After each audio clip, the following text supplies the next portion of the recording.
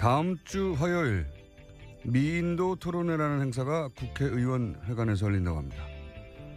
청명자 화백 본인이 이미 지난 91년 내 작품이 결코 아니라고 했으나 그 후로도 무려 26년째 논란이 이어지고 있는 미인들을 놓고 그 근본적 해결 방안을 찾는 자리라고 하는데요. 위작 여부에 가장 권위 있고 최종적인 판정 권한은 통상 작가에게 있죠. 작가가 가짜라면 더 이상 말할 필요가 없습니다. 그런데 이 미인도만큼은 작가가 왕성한 활동을 할 때 생전에 이미 내 작품이 절대 아니라고 판정했음에도 여전히 공방이 이어지고 있는 참 이상한 사건이죠. 만약 그 그림이 진짜가 맞다면 그럼 천화백의 성격, 기억력의 문제로 하는 해프닝으로 마무리가 되겠죠. 근데 만약 그 그림이 가짜라면 작가가 살아 생전에 직접 가짜라고 했는데도 작가의 권위를 압도하며 지금껏 논란을 이어오게 한 그 힘의 정체는 뭘까요? 만약 그 경우라면 이 사건은 거짓이 진실의 자리를 차지하고 그 이익을 지켜내기 위해 얼마나 집요한지 미술사에 길이 남을 사례가 될 겁니다. 그리고 그런 생각을 하게 합니다. 그림 한 점 가지고도 그럴진데 그게 권력의 문제라면 얼마나 집요하고 극악하겠는가. 어쩌면 미인도 사건은 우리 현대사에서 권력이 자기 이익을 위해 만들어냈던 수많은 가짜 간첩, 가짜 안보, 가짜 담론의 축소판일지도 모른다. 제가 이 미인도 사건에 관심을 가진 건 그래서입니다. 김어준 생각이었습니다. 기자도 이 미인도 사건을 아시죠? 네, 알고 있죠. 이상한 사건이에요. 이렇게까지 관심을 가지실 줄은 몰랐습니다. 아니 이제 너무 오래됐잖아요. 그리고 특이한 지점은 작가가 살아 생전에 왕성한 활동을 하고 기억력에도 아무 문제가 없을 때 내 그림은 아니다. 그러면 보통 끝나거든요. 이 위장 논란은 작가가 사망한 이후에 보통 일어나는데 예, 이상한 사건이에요. 그래서 물론 기억력의 문제거나 성격의 문제일 수도 있지만 또 한편으로 만약에 진짜로 위작이라고 하면 26년간 작가가 아니라는데도 그걸 덮어왔지 않습니까? 뒤엎어왔지 않았습니까? 굉장한 힘이죠. 그 힘이 뭔가 저는 궁금해서 계속 관심을 가지고 있습니다. 자, 이제 조만간 판결이 날 것도 같아요. 이제 국회에서도 관심을 가지고. 예. 자, 첫 번째 뉴스는요. 네, 어제 청와대가 1,300여 건에 달하는 문건을 추가로 발견했다고 밝혔습니다. 세월호 참사 위안부 합의 등 각종 현안에 대한 회의 내용이 그대로 적혀 있다라는 건데요. 청와대 관계자는 보육 문제와 관련해서 누리과정 예산이 전국 쟁점으로 떠올랐을 때는 언론사 가운데 어디를 활용해서 이렇게 하라는 식의 내용도 적혀 있다고 밝혔습니다. 그러니까 박근혜 정부의 우호적인 언론 매체를 활용해서 정책 집행에 유리한 여론을 형성하려는 청와대 차원의 시도가 있었다라는 겁니다. 추가 득템을 했군요.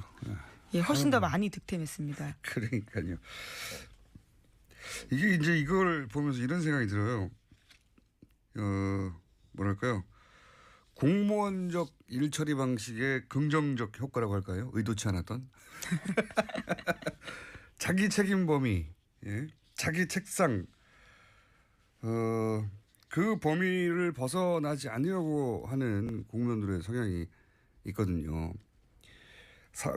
사업을 하는 사람들하고는 전혀 다른데, 아마도, 예를 들어서 보직이나 여러 가지 이동이 있을 때 과거 캐비넷에 들어있던 것, 이거는 있거나 방치된 게 이제 나온 것 같은데, 한 번에 파쇄하라고 했을 때도 자기 책상, 예. 자기 캐비넷, 그걸 벗어나지 않았던 거죠. 예. 그래서 네. 애매모호한 책상이나 애매모호한 캐비넷이 있었을 거 아닙니까? 예. 그건 내게 아니니까. 네, 어제 발견된 곳도 정무수석실 현재로 쓰고 있는 사무실인데 과거에는 정부 정책조정수석실 산하 기획비서관이 쓴 곳이라고 합니다. 그러니까 업무 범위가 조금씩 달라지면서 해당 캐비넷을 안 건드렸을 가능성도 있습니다. 자리가 바뀌거나. 네. 그러니까 남아있는 거를 다 없애버려 라고 지시를 했다 하더라도 그 남아있는 걸 다, 그 다는 공무원들 마인드에는 내 앞에 있는 거 다거든요. 예. 그 건물에 있는 게 다가 아니라 만약에 이게 사기업이었고 혹은 벤처기업이었고 다 없애버리라고 했다면 다 뒤졌을 거예요. 예. 공무원적 마인드의 긍정적 예. 예기치 않았던 긍정적 효과였다. 예. 그렇게밖에 설명이 될 수 없죠. 이렇게 많이 나온 거는 한두 건도 아니고. 네, 오늘까지 계속 조사하겠다고 했으니까요. 추가로 또 뭔가 발견될 가능성도 있습니다. 지금까지 나온 게 이제 한 1,000 몇백 건인가. 예, 어제 1,300건이었고요. 또 지난주 금요일에 300건이었으니까 합치면 1,600건 정도 됩니다. 2,000건이 될 수도 있겠네요. 예. 건수가 중요한 게 아니라 당시가 지금 이 문서가 작성된 기간으로 파악되는 이 당시가 최순실 게이트가 막 점화되는 시점. 예. 그리고 우병우 전 민정수석 일했던 시점이거든요. 네, 2015년 3월 2일부터 2016년 11월 1일까지 어제 발견된 것들은 시점이 그렇습니다. 그러니까요. 그래서 지금 국정농단으로 이제 문제시되고 있는 뭐 삼성 경영권 승계 문제나 블랙리스트나 위안부 문제나 세월호 국정교과서 이런 논의가 한참 있을 때였고 청와대 내에서 그러다 보니까 관련 내용이 우수수 터지고 있어요. 예. 네, 그런 내용 다 쓰여 있다라는 겁니다. 언론사 가운데 어디를 활용해서 어떻게 하라. 언론사를 이렇게 마음대로 부리고 싶은데 지상파를 어떻게 그냥 돕겠어요. 예. 근데 보면 항상 보수 정권에서는 이런 언론과 권력과 언론의 협조를 넘어서는 밀월, 예. 뭐 부역이라고도 표현하고 다 하는데 항상 있었어요 보면. 특이하죠. 보수 정권은 언론사를 이렇게 끼고 가는 것을 기본으로 생각했던 것 같아요. 부끄러운 일이죠. 시사에는 연락이 없었나 보죠? 뭐 아예 블랙리스트에 올라가 있었습니다. 지난번 나왔었는데요, 보도가요. 네, 제 이름도 있었습니다. 자, 다음 뉴스는요? 네, 청와대는 이번 정부 문건 작성 관련해서 특정인이 작성했다라는 것도 알려줬었는데요. 기획비서관, 그러니까 박근혜 정부의 기획비서관이 작성했다라는 겁니다. 그런데 그 인물은 현재 국무조정실장이거든요. 좀 작성자가 특정됐기 때문에 전문 증거로서의 능력을 좀 인정받을 수 있지 않을까 싶습니다. 일부 문건이겠죠. 모든 건 아니고. 네, 그렇습니다. 200건 정도요. 근데 또 한 가지 이제 좋은 점은 뭐냐면 청와대에서 이렇게 비서관급들 근무했던 분들은 대부분 공무원들이에요. 또 그러다 보니까 지금도 현직으로 있어요. 그러니까 조사가 실제로 그렇게 어렵지 않다. 예. 해당 공무원 그 보직에 있던 사람들에게 어떻게 된 건가, 본인이 작성한 게 맞는가 확인하는 게 그렇게 어렵지 않다. 이렇게 되면 이제 이 작성 시기에 근무한 우병우 전 민정수석 같은 경우에 지금까지 기소된 혐의들로는 사실 유죄도 나기 어렵고 나와봐야 벌금 정도거든요. 예. 근데 기억해 보시면 최순실 게이트의 시작은 우병우 전 민정수석으로부터 시작된 겁니다. 우병우 전 민정수석과 조선일보에 네, 속칭 넥슨 땅 보도 사건이었죠. 네, 조선일보가 대립각을 세우면서 긴장이 고조됐었는데 그때 첫 번째 라운드는 조선일보가 졌죠. 예, 그래서 깨갱하고 사라지는가 했더니 미르 재단 건물이 나오고 하면서 터진 건데, 그러니까 첫 시작이 우병우 민정수석이었는데 우병우 민정수석은 사실상 아주 가벼운 정도 처벌밖에 예상이 되지 않는데 유죄가 난다 하더라도 이게 이제 추가 기소의 출발점이 될 수도 있다, 이런 문서들이. 네, 그런 전망이 많아요. 예. 어제 법정에 나와서 재판받으러 나왔었는데 기자들이 관련해서 물었습니다. 그러자 우병우 전 수석은 언론 보도를 봤습니다마는 무슨 상황인지 무슨 내용인지 알 수가 없습니다라고 대답했습니다. 최순실 씨도 뭐 언론 보도 보고 알았다고 하는 분이니까요. 예. 청와대에 있었던 일은 모두 다 잘 모른다고 하는 분이니까. 자, 어쨌든 이게 추가 기소 출발점이 될 수도 있는 문서가 우르르 나왔다. 예. 그렇게 보시면 될 것 같고요. 그리고 또 한 가지는 이게 이제 특정되고 작성자가 그리고 관련 재판들 이재용 부회장이라든가 박근혜 전 대통령이라든가 블랙리스트 재판은 이제 선고가 나왔네요. 네, 이번 주 27일에 선고가 있습니다. 다음 주군요. 그렇다 하더라도 이 내용 일부가 만약에 판사에게 가면 뭐 심정적으로 참고할 수는 있겠죠. 여하간 그런 영향을 미칠 수 있다. 네. 자, 그리고 더 나올지도 모르겠다. 네. 공무원들이 큰일을 해냈다 이거. 일처리 방식. 자기 것은 확실히 반드시 삭제했겠죠. 예. 근데 일이라는 게 규모가 커지면 내일인지 내일인지 애매모호한 공간이 꼭 생기거든요. 어디서나. 예. 그런 게 남은 것 같습니다. 자, 다음 뉴스는요. JTBC가 국정원 임 과장의 휴대전화를 입수해서 복원했습니다. 임 과장이 국정원 직원들과 주고받았던 수많은 문자와 통화 내역을 확인한 건데요. 문제가 처음 드러난 2015년 7월 6일 저녁에 임 과장은 통화 목록에 나나테크 허성구 이사와 통화합니다. 그런 다음에 국정원 동료 직원 이모 씨에게 이렇게 문자를 보내는데요. 허 이사가 급하게 전화를 달라고 한다. 시스템을 오해달라라고 합니다. 그런 다음에 프로그램이 삭제가 되기 때문에요. 이것이 어떤 언어인지에 대해서 지금 의문이 가고 있고요. 또 임 과장이 자의적으로 해당 프로그램을 삭제했다고 이제까지 국정원은 주장하고 있는데 해당 문자 메시지들을 보면 그런 것들을 의심하는 정황들이 드러납니다. 그게 JTBC 특종이죠. 예. JTBC가 이런 보도에 강해요. 보면. 예. 태블릿도 그렇고. 과거 MBC가 한창이었을 때는 이제 탐사보도 능력이 MBC가 발군이었거든요. 예.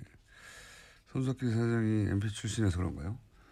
이런 거는 뭐 유사 보도가 없지 않습니까? 지금 유일한 단독인데 여기서 이제 몇 가지가 드러난 게 그 임 과장이 단독으로 했다 모든 걸 얘기했는데 지금 시스템을 오해달라 이런 걸 보면 뭐가 뭔지는 모르겠는데 오버라이트일 가능성이 아주 높죠. 예.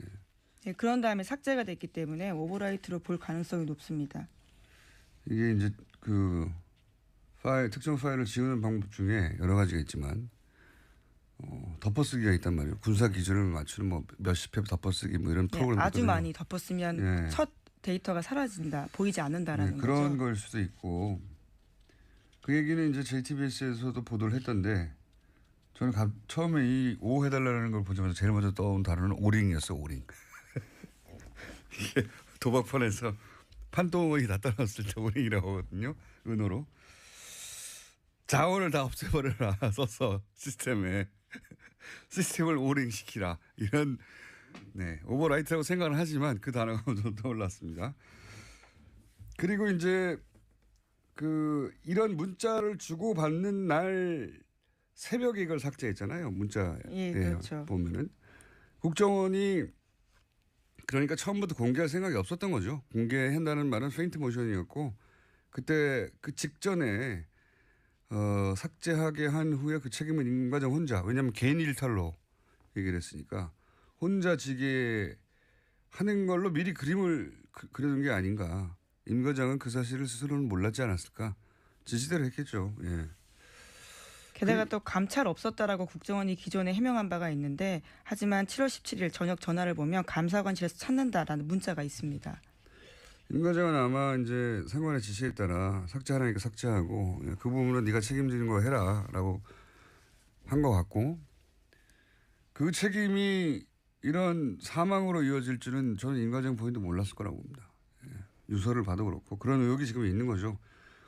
그리고 이 문자를 통해 드러나는 건 아니지만 이제 이 특종이 나온 김에 확실히 다시 짚어두자면 당시 국정원은 이 이탈리아 해킹 프로그램이 북한 감시용이라고 그러거든요.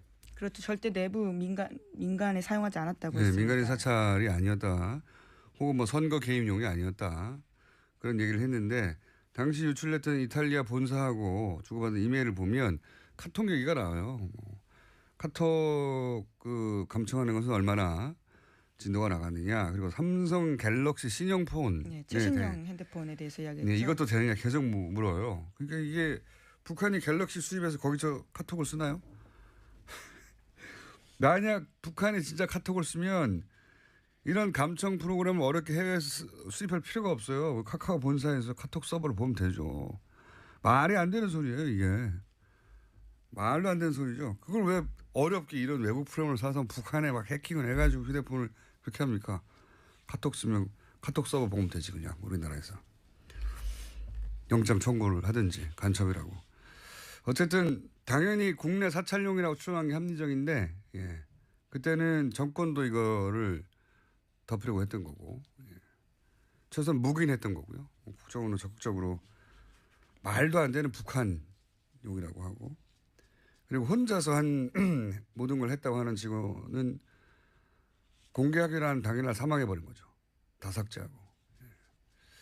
정말 이상한 사건이고 희대의 사건인 것이 국정원이 조직 차원에서 한 일을 은폐하기 위해서 심지어 국정원 내부 직원에게 책임을 떠넘기고 죽음에도 이르게 한 희대의 사건이죠. 그 과장님 무슨 죄가 있겠습니까? 임 과장이 시킨 대로 한 건데.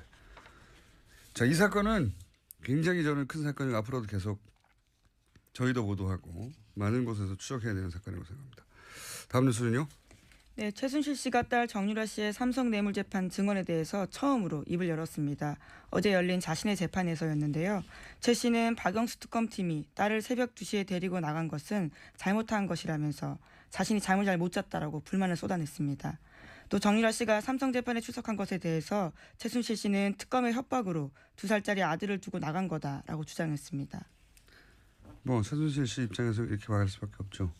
그러니까 CCTV를 공개하지 말았어야 된다니까요. 그 차를 향해서 그렇게 향해서 뛰어가는 것을 보고 보쌈이라고. CCTV만 안 나왔어도 이제 이런 얘기를 보면 혹시 끌려갔나? 네? 잠깐 얘기하러 나왔다가 뭐 잡혀갔나? 보쌈 당했나? 생각할 수도 있는데 보쌈이라고 해놓고 그렇게 차를 향해서 뛰어가는 장면을 공개를 해버리면 어쨌든 최순실 씨와 정유라, 장시호 셋의 머리 싸움이 한참인 것 같아요. 셋의 머리 싸움이. 예. 처음에는 장시호 씨가 정유라 씨와 가까웠다가 그리고 그 정유라 씨와 엄마 최순실과의 갈등이 있다가 최순실의 이제 되치기 장시호와 둘이 싸워라. 돈은 장시호가 가져갔다. 여기까지 진척이 됐고 이때 얘기하는 돈은 그 삼성동 금고에 박근혜 있었던 전 대통령 사저 말씀하시는 사저에 거죠? 있었던 그 돈을 의미하는 거라고 제가 취재한 결과 정유라 씨는 그렇게 말했다고 하는데 특검 쪽에 근데 이제 그 저는 여기서 한 가지만 더 짚고 싶은 것은 이 금고를 최순실 씨가 장시호 씨에게 먼저 언급한 거거든요. 예. 그렇죠. 그렇죠? 메모를 직접 적어줬죠. 둘 다 구치소했을 때. 검찰 조사를 받을 때 손에다가 글씨를 써서 계속 이야기를 한 겁니다. 그러니까 정유라는 이제 이 돈으로 부양하도록 하라고. 근데 당시까지만 해도 최순실 씨가 장시호 씨를 100% 신뢰했다는 거죠. 예, 지난해 12월이니까요. 평생 먹고 살 돈이 거기 있다고 말을 해줬으니까. 그런데 제가 장시호 씨 관련해서 장시호 씨 태도 변화, 특검에 협조하는 태도 변화를 보면서 이건 돈과 관련이 있을 수도 있다. 그런 가능성도 한번 특검이 따져봐야 한다고 했을 때 그 돈은 장시호 씨가 구속 수감이 되기 전 한동안 검찰에 잡히지 않고 행방이 모연했잖아요. 예. 그러니까 최순실 씨가 장시호 씨를 여전히 100% 신뢰하고 구치소에 들어왔어도 금고에 평생 쓸 돈이 있다라고 했을 정도니까 저는 최순실 씨가 장시호 씨더러 검찰에 출두 혹은 잡히기 전에 처리해야 할 돈에 대한 이야기를 했을 가능성이 있고 제가 얘기했던 돈은 그 돈이었거든요. 예. 실제로 그때 그런 의혹들이 있어서 빨리 긴급 체포해야 된다는 여론이 아주 컸습니다. 근데 검찰은 뻔히 휴대폰 추적을 하면 되는데도 일주일이나 열흘 가까이 그냥 뒀어요. 장시호 씨를. 상대적으로 늦게 체포됐습니다. 장시호 씨를 처음 언급한 것도 이 방송에서 안민석 의원이 장시호 씨를 주목해야 된다고 하면서 얘기가 시작됐는데 그런 보도가 난 다음에도 계속 그냥 뒀죠. 열흘이었던가요? 거의 2주 가까이 행방이 묘연하다고. 그리고 어느 날 갑자기 잡혔어요. 무슨 단서나 이야기 없이. 그러니까 그때 처리하라고 한 돈도 있었을 가능성이 있다. 그리고 그 돈을 혼자 이렇게 드시려고 하다가 이런 사단이 시작된 게 아닐까. 그래서 장시호 씨 수감 직전의 동선을 특검은 다시 살필 필요가 있다고 저는 그렇게 그때도 주장했고 지금도 주장합니다. 자, 시간이 거의 다 돼서 하나 정도 더 하고 넘어가죠. 네, 검찰이 2012년 18대 대통령 선거 전 이명박 정부 당시에 국정원이 정치에 개입한 구체적인 정황을 확보하고도 이것을 수사하지 않았습니다. 심지어 관련된 문건을 박근혜 정부 청와대로 넘겼다라고 합니다. 청와대로 넘겼다고요? 네, 당시 법무부 장관은 황교안 전 총리였습니다. 말도 안 되는 뉴스죠. 말도 안 되는 얘기죠. 예. 수사라고 했더니 수사는 안 하고 수사의 대상이 되는 사람에게 이걸 넘겨버린 거 아닙니까? 예. 박근혜 전 대통령의 당선을 위해서 국정원이 댓글 사건을 일으켰고 그 댓글 사건 수사를 받고 있는데 그 자료를 압수한 다음에 박근혜 전 대통령 쪽에 넘겨버린 거 아닙니까? 없애버린 거죠?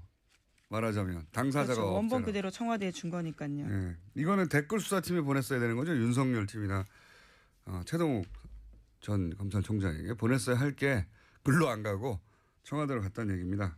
이걸 누가 결정했겠어요? 예. 당시 검찰이 이걸 압수수색한 다음에 넘기려면 검찰총장 아니면 법무부 장관이겠죠. 그렇죠. 직접 지휘를 하니까요. 네. 당시 법무부 장관이 황교안 법무부 장관. 검찰총장이 누구였죠? 2013년이었으면 최 총장 때입니다. 최동호 총장이요? 최동호 총장은 몰래 넘겼다니. 그리고 이제 김진태 총장으로 바뀌게 된 시점인데 언제 넘겼는지는 정확하게 특정되어 있지는 않습니다.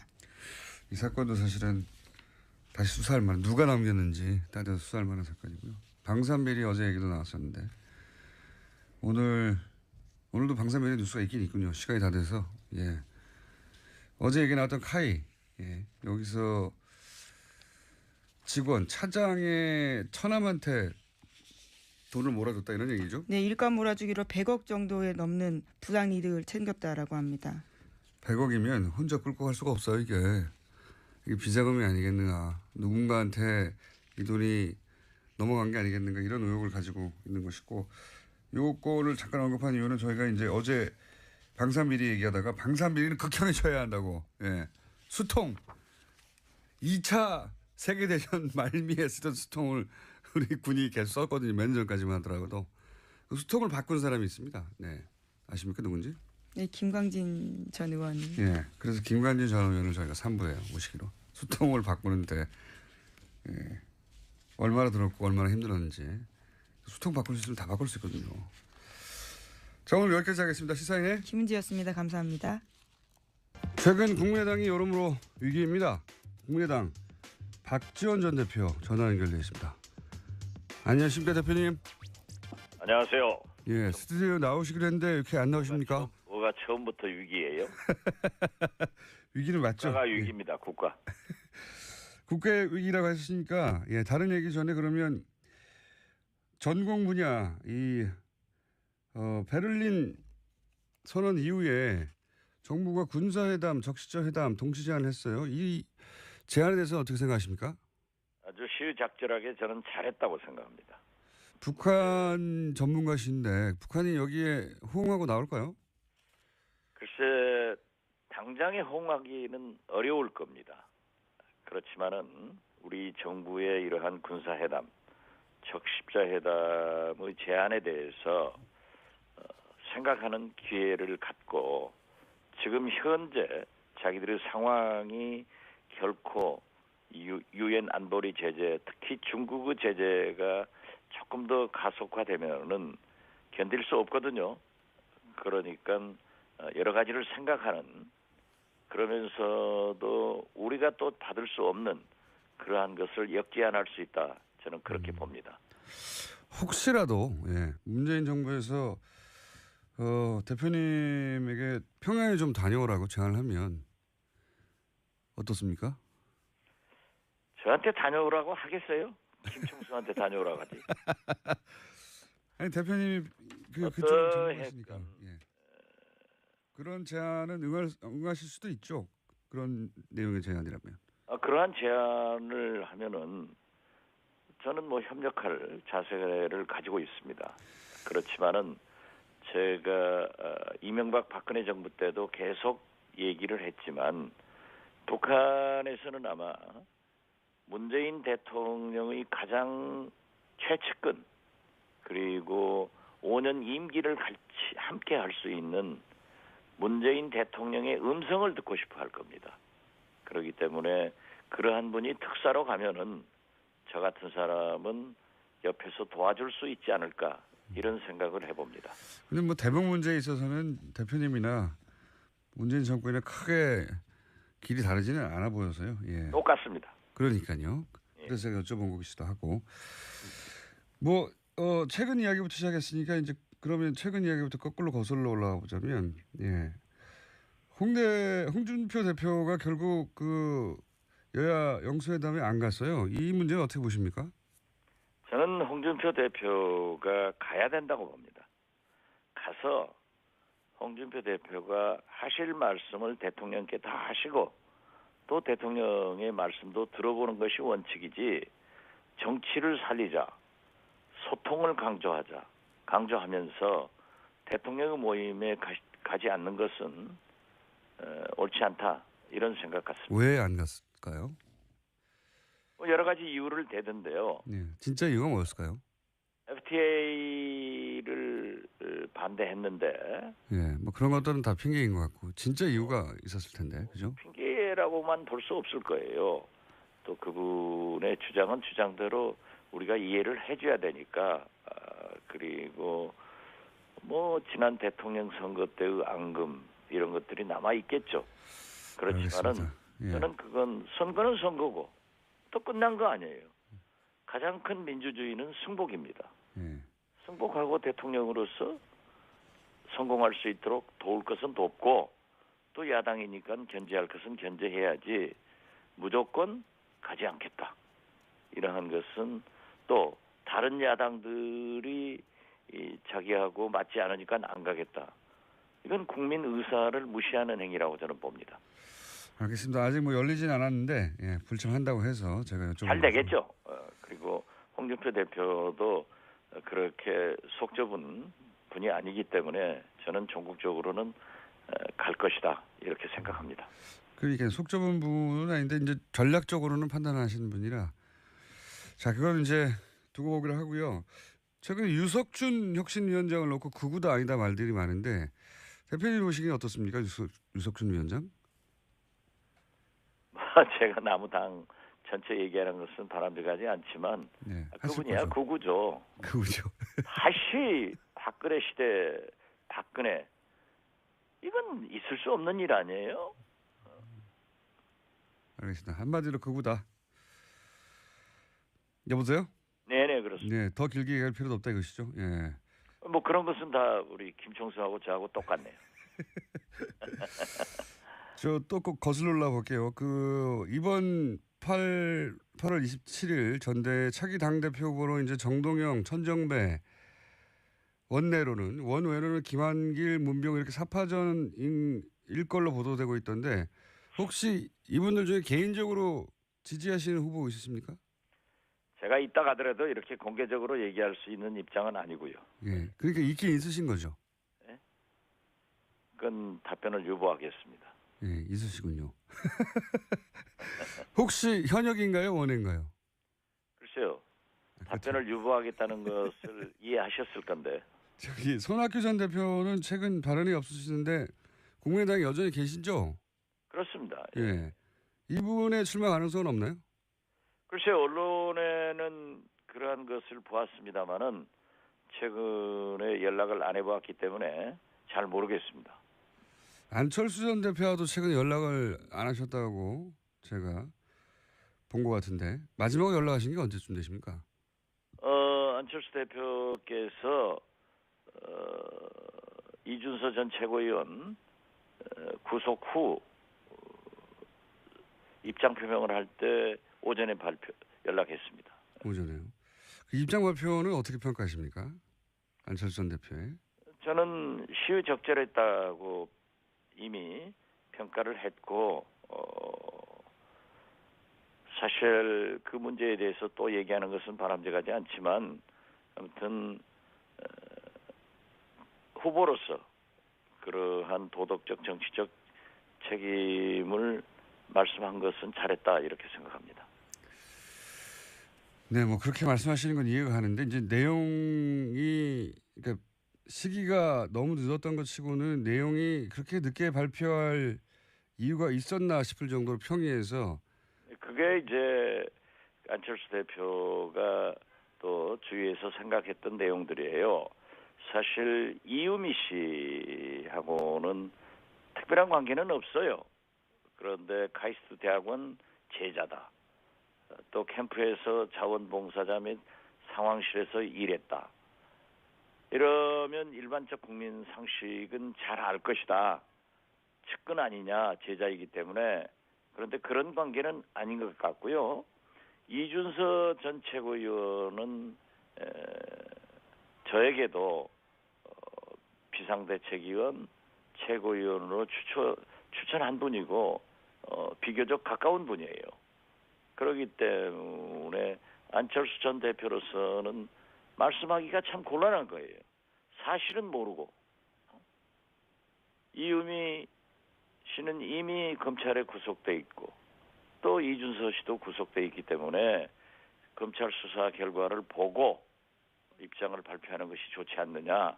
또 잘못하면은 검찰에 뭐 수사 가이드라인을 주느니 그 결과도 모르면서 얘기하느니 말꼬리 잡잖아요.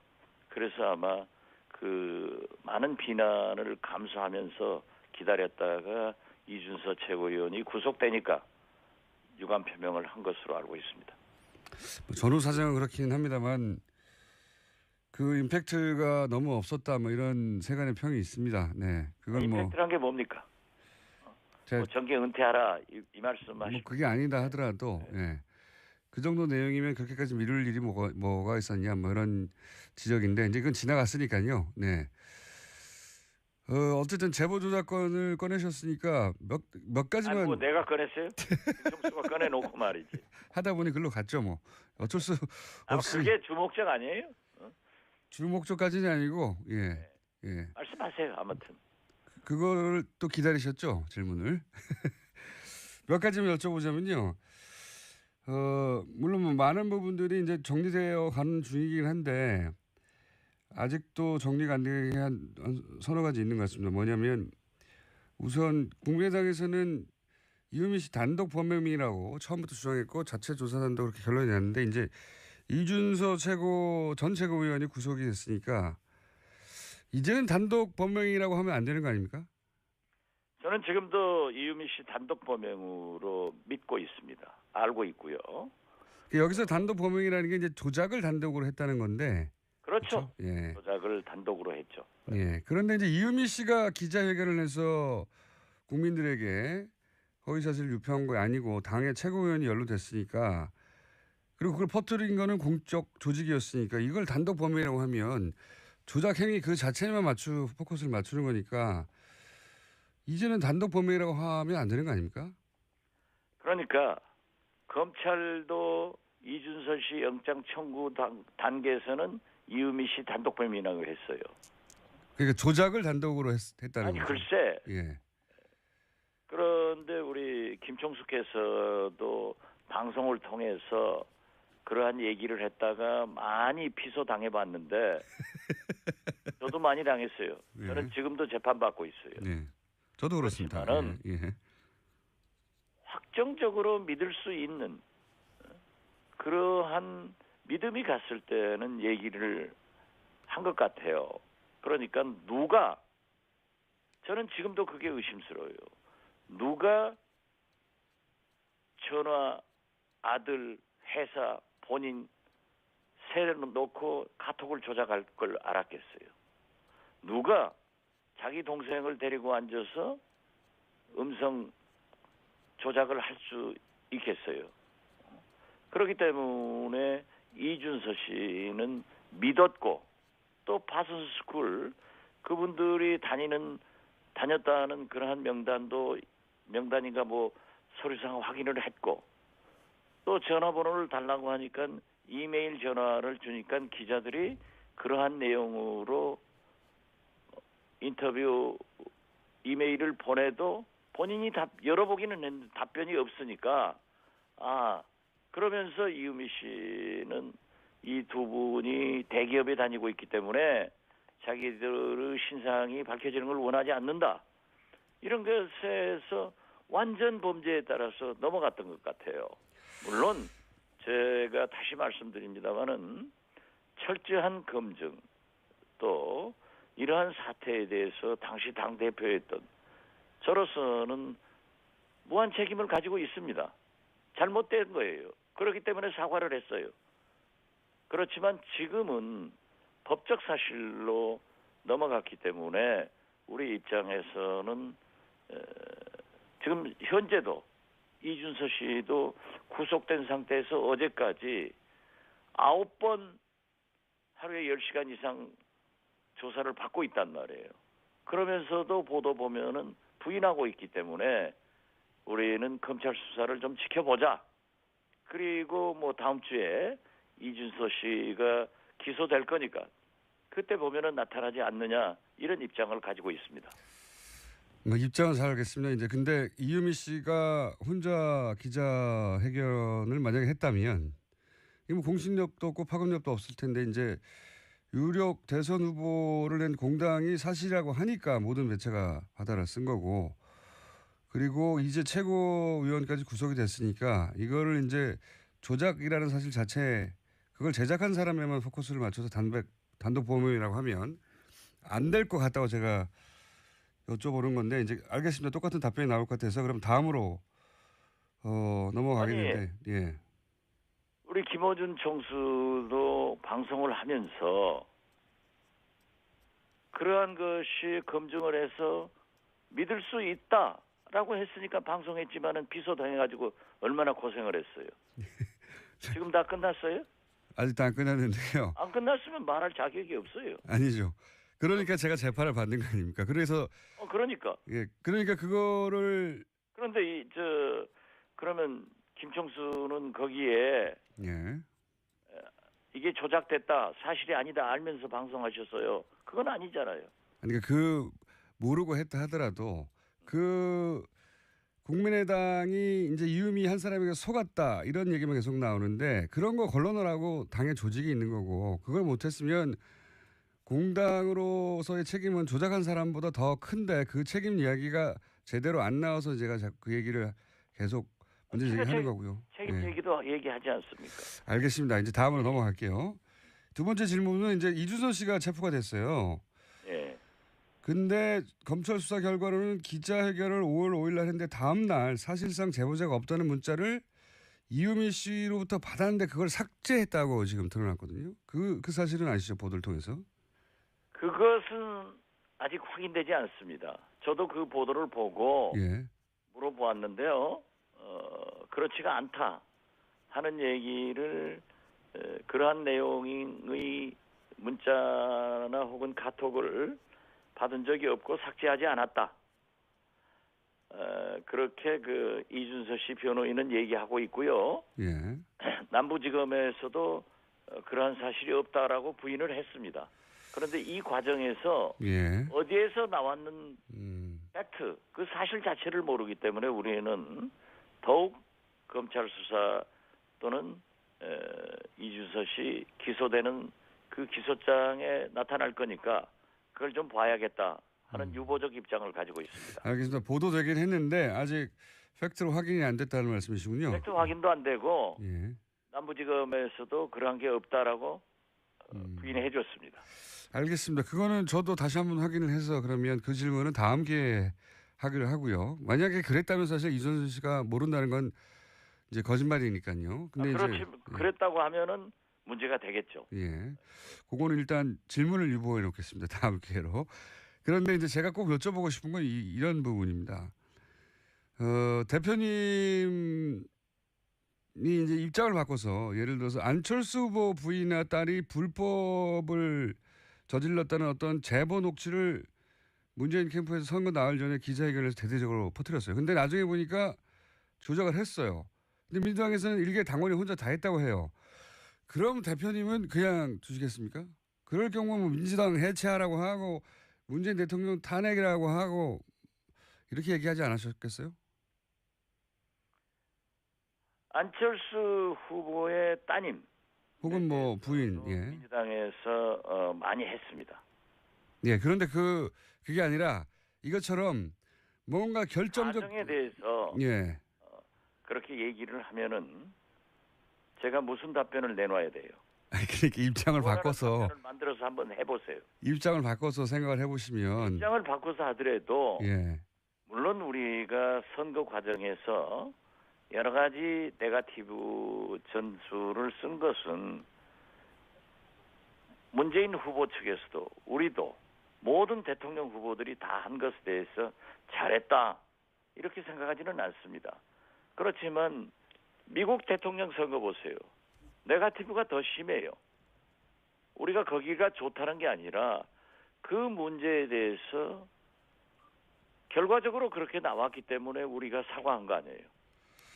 그러니까 이제 네거티브가 아니라 이건 조작을 한 거니까 상대방이 똑같은 조작을 했을 때도 이건 그래서 상대방이 일개 당원이 혼자 다 했다고 하면 그냥 아니 네. 그 조작한 사실을 몰랐잖아요. 그러니까 제 말은 그겁니다. 제가 아까도 말씀드렸잖아요. 몰랐다고 하는 거는 알겠는데요. 조작하는 것. 예. 동생하고 함께 앉아서 음성 파일을 만드는 걸. 어느 사람이 그걸 생각했겠어요.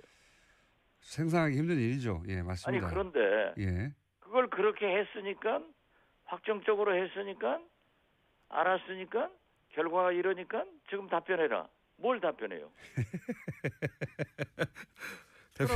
대표님이 평상시하고 다르게 오늘 좀 꼬이십니다. 예. 해보세요.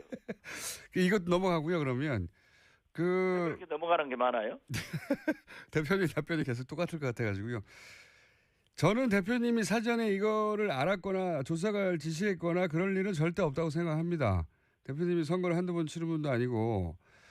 그런데 이제 그건 아주 정확하게 얘기하네요. 그 대목은 저도 그렇게 생각합니다. 예. 선거 도사신데요. 근데 이거는 잘 이해가 안 가는 부분이 있습니다. 뭐냐면 대선 4일 전에 선거에 결정적 영향을 줄지도 모르는 기자회견이 있을 거다. 요 내용은 사전 통보를 했을 것 같은데요. 이것도 없었습니까? 받지 않았어요. 그러한 것들을 받았다고 하면은 이준서 씨가 지금 구속 중이에요. 이유미 씨도 구속 중이에요. 그리고 김인원, 김성호 이 두 부단장도 지금 조사를 받고 있다고요. 그러니까 그분들이 이 정도 사안을 당 대표나 후보에게 사전에 지시하거나 그 조작을 지시하거나 그러진 않았다 하더라도 이런 게 나왔습니다. 이제 곧 발표합니다. 이런 보고도 안 하고 발표한다는 게 이건 말이 안 되는 것 같은데요, 대표님. 거듭 말씀드리지만은 네. 국가기관이나 회사 조직이 아니에요, 정당은.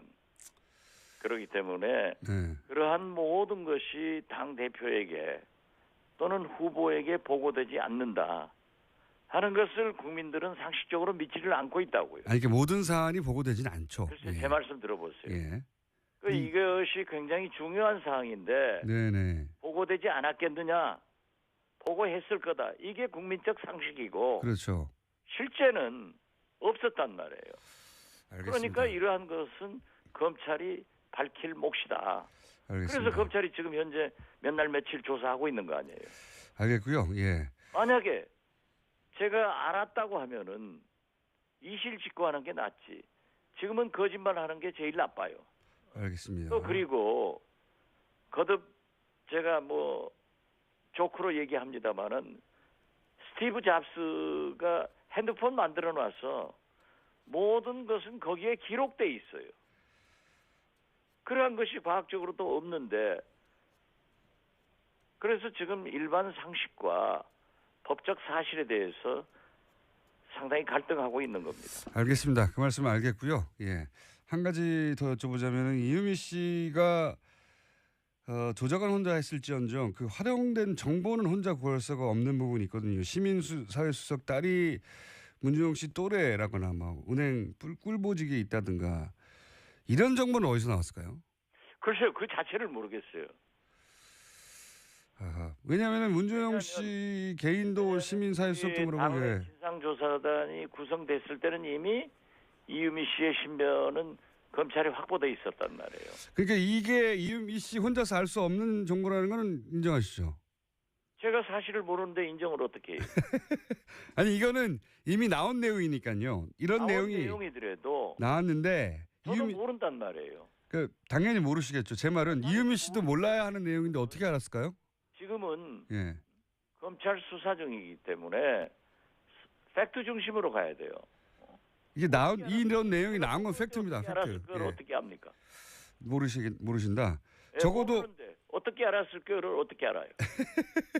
그러면 최소한 이게 개인이 알 수 없는 정보라는 건 맞죠? 그 자체도 모르겠어요, 나는. 개인이 알 수 없는 정보는 맞지 않습니까? 예. 알겠습니다. 자기가 어디에서 어떻게 습득을 했는지. 그러니까 이준서 씨는 끝까지 예. 그 두 사람의 증인만 보호를 하면 된다. 이렇게 한 것 같아요.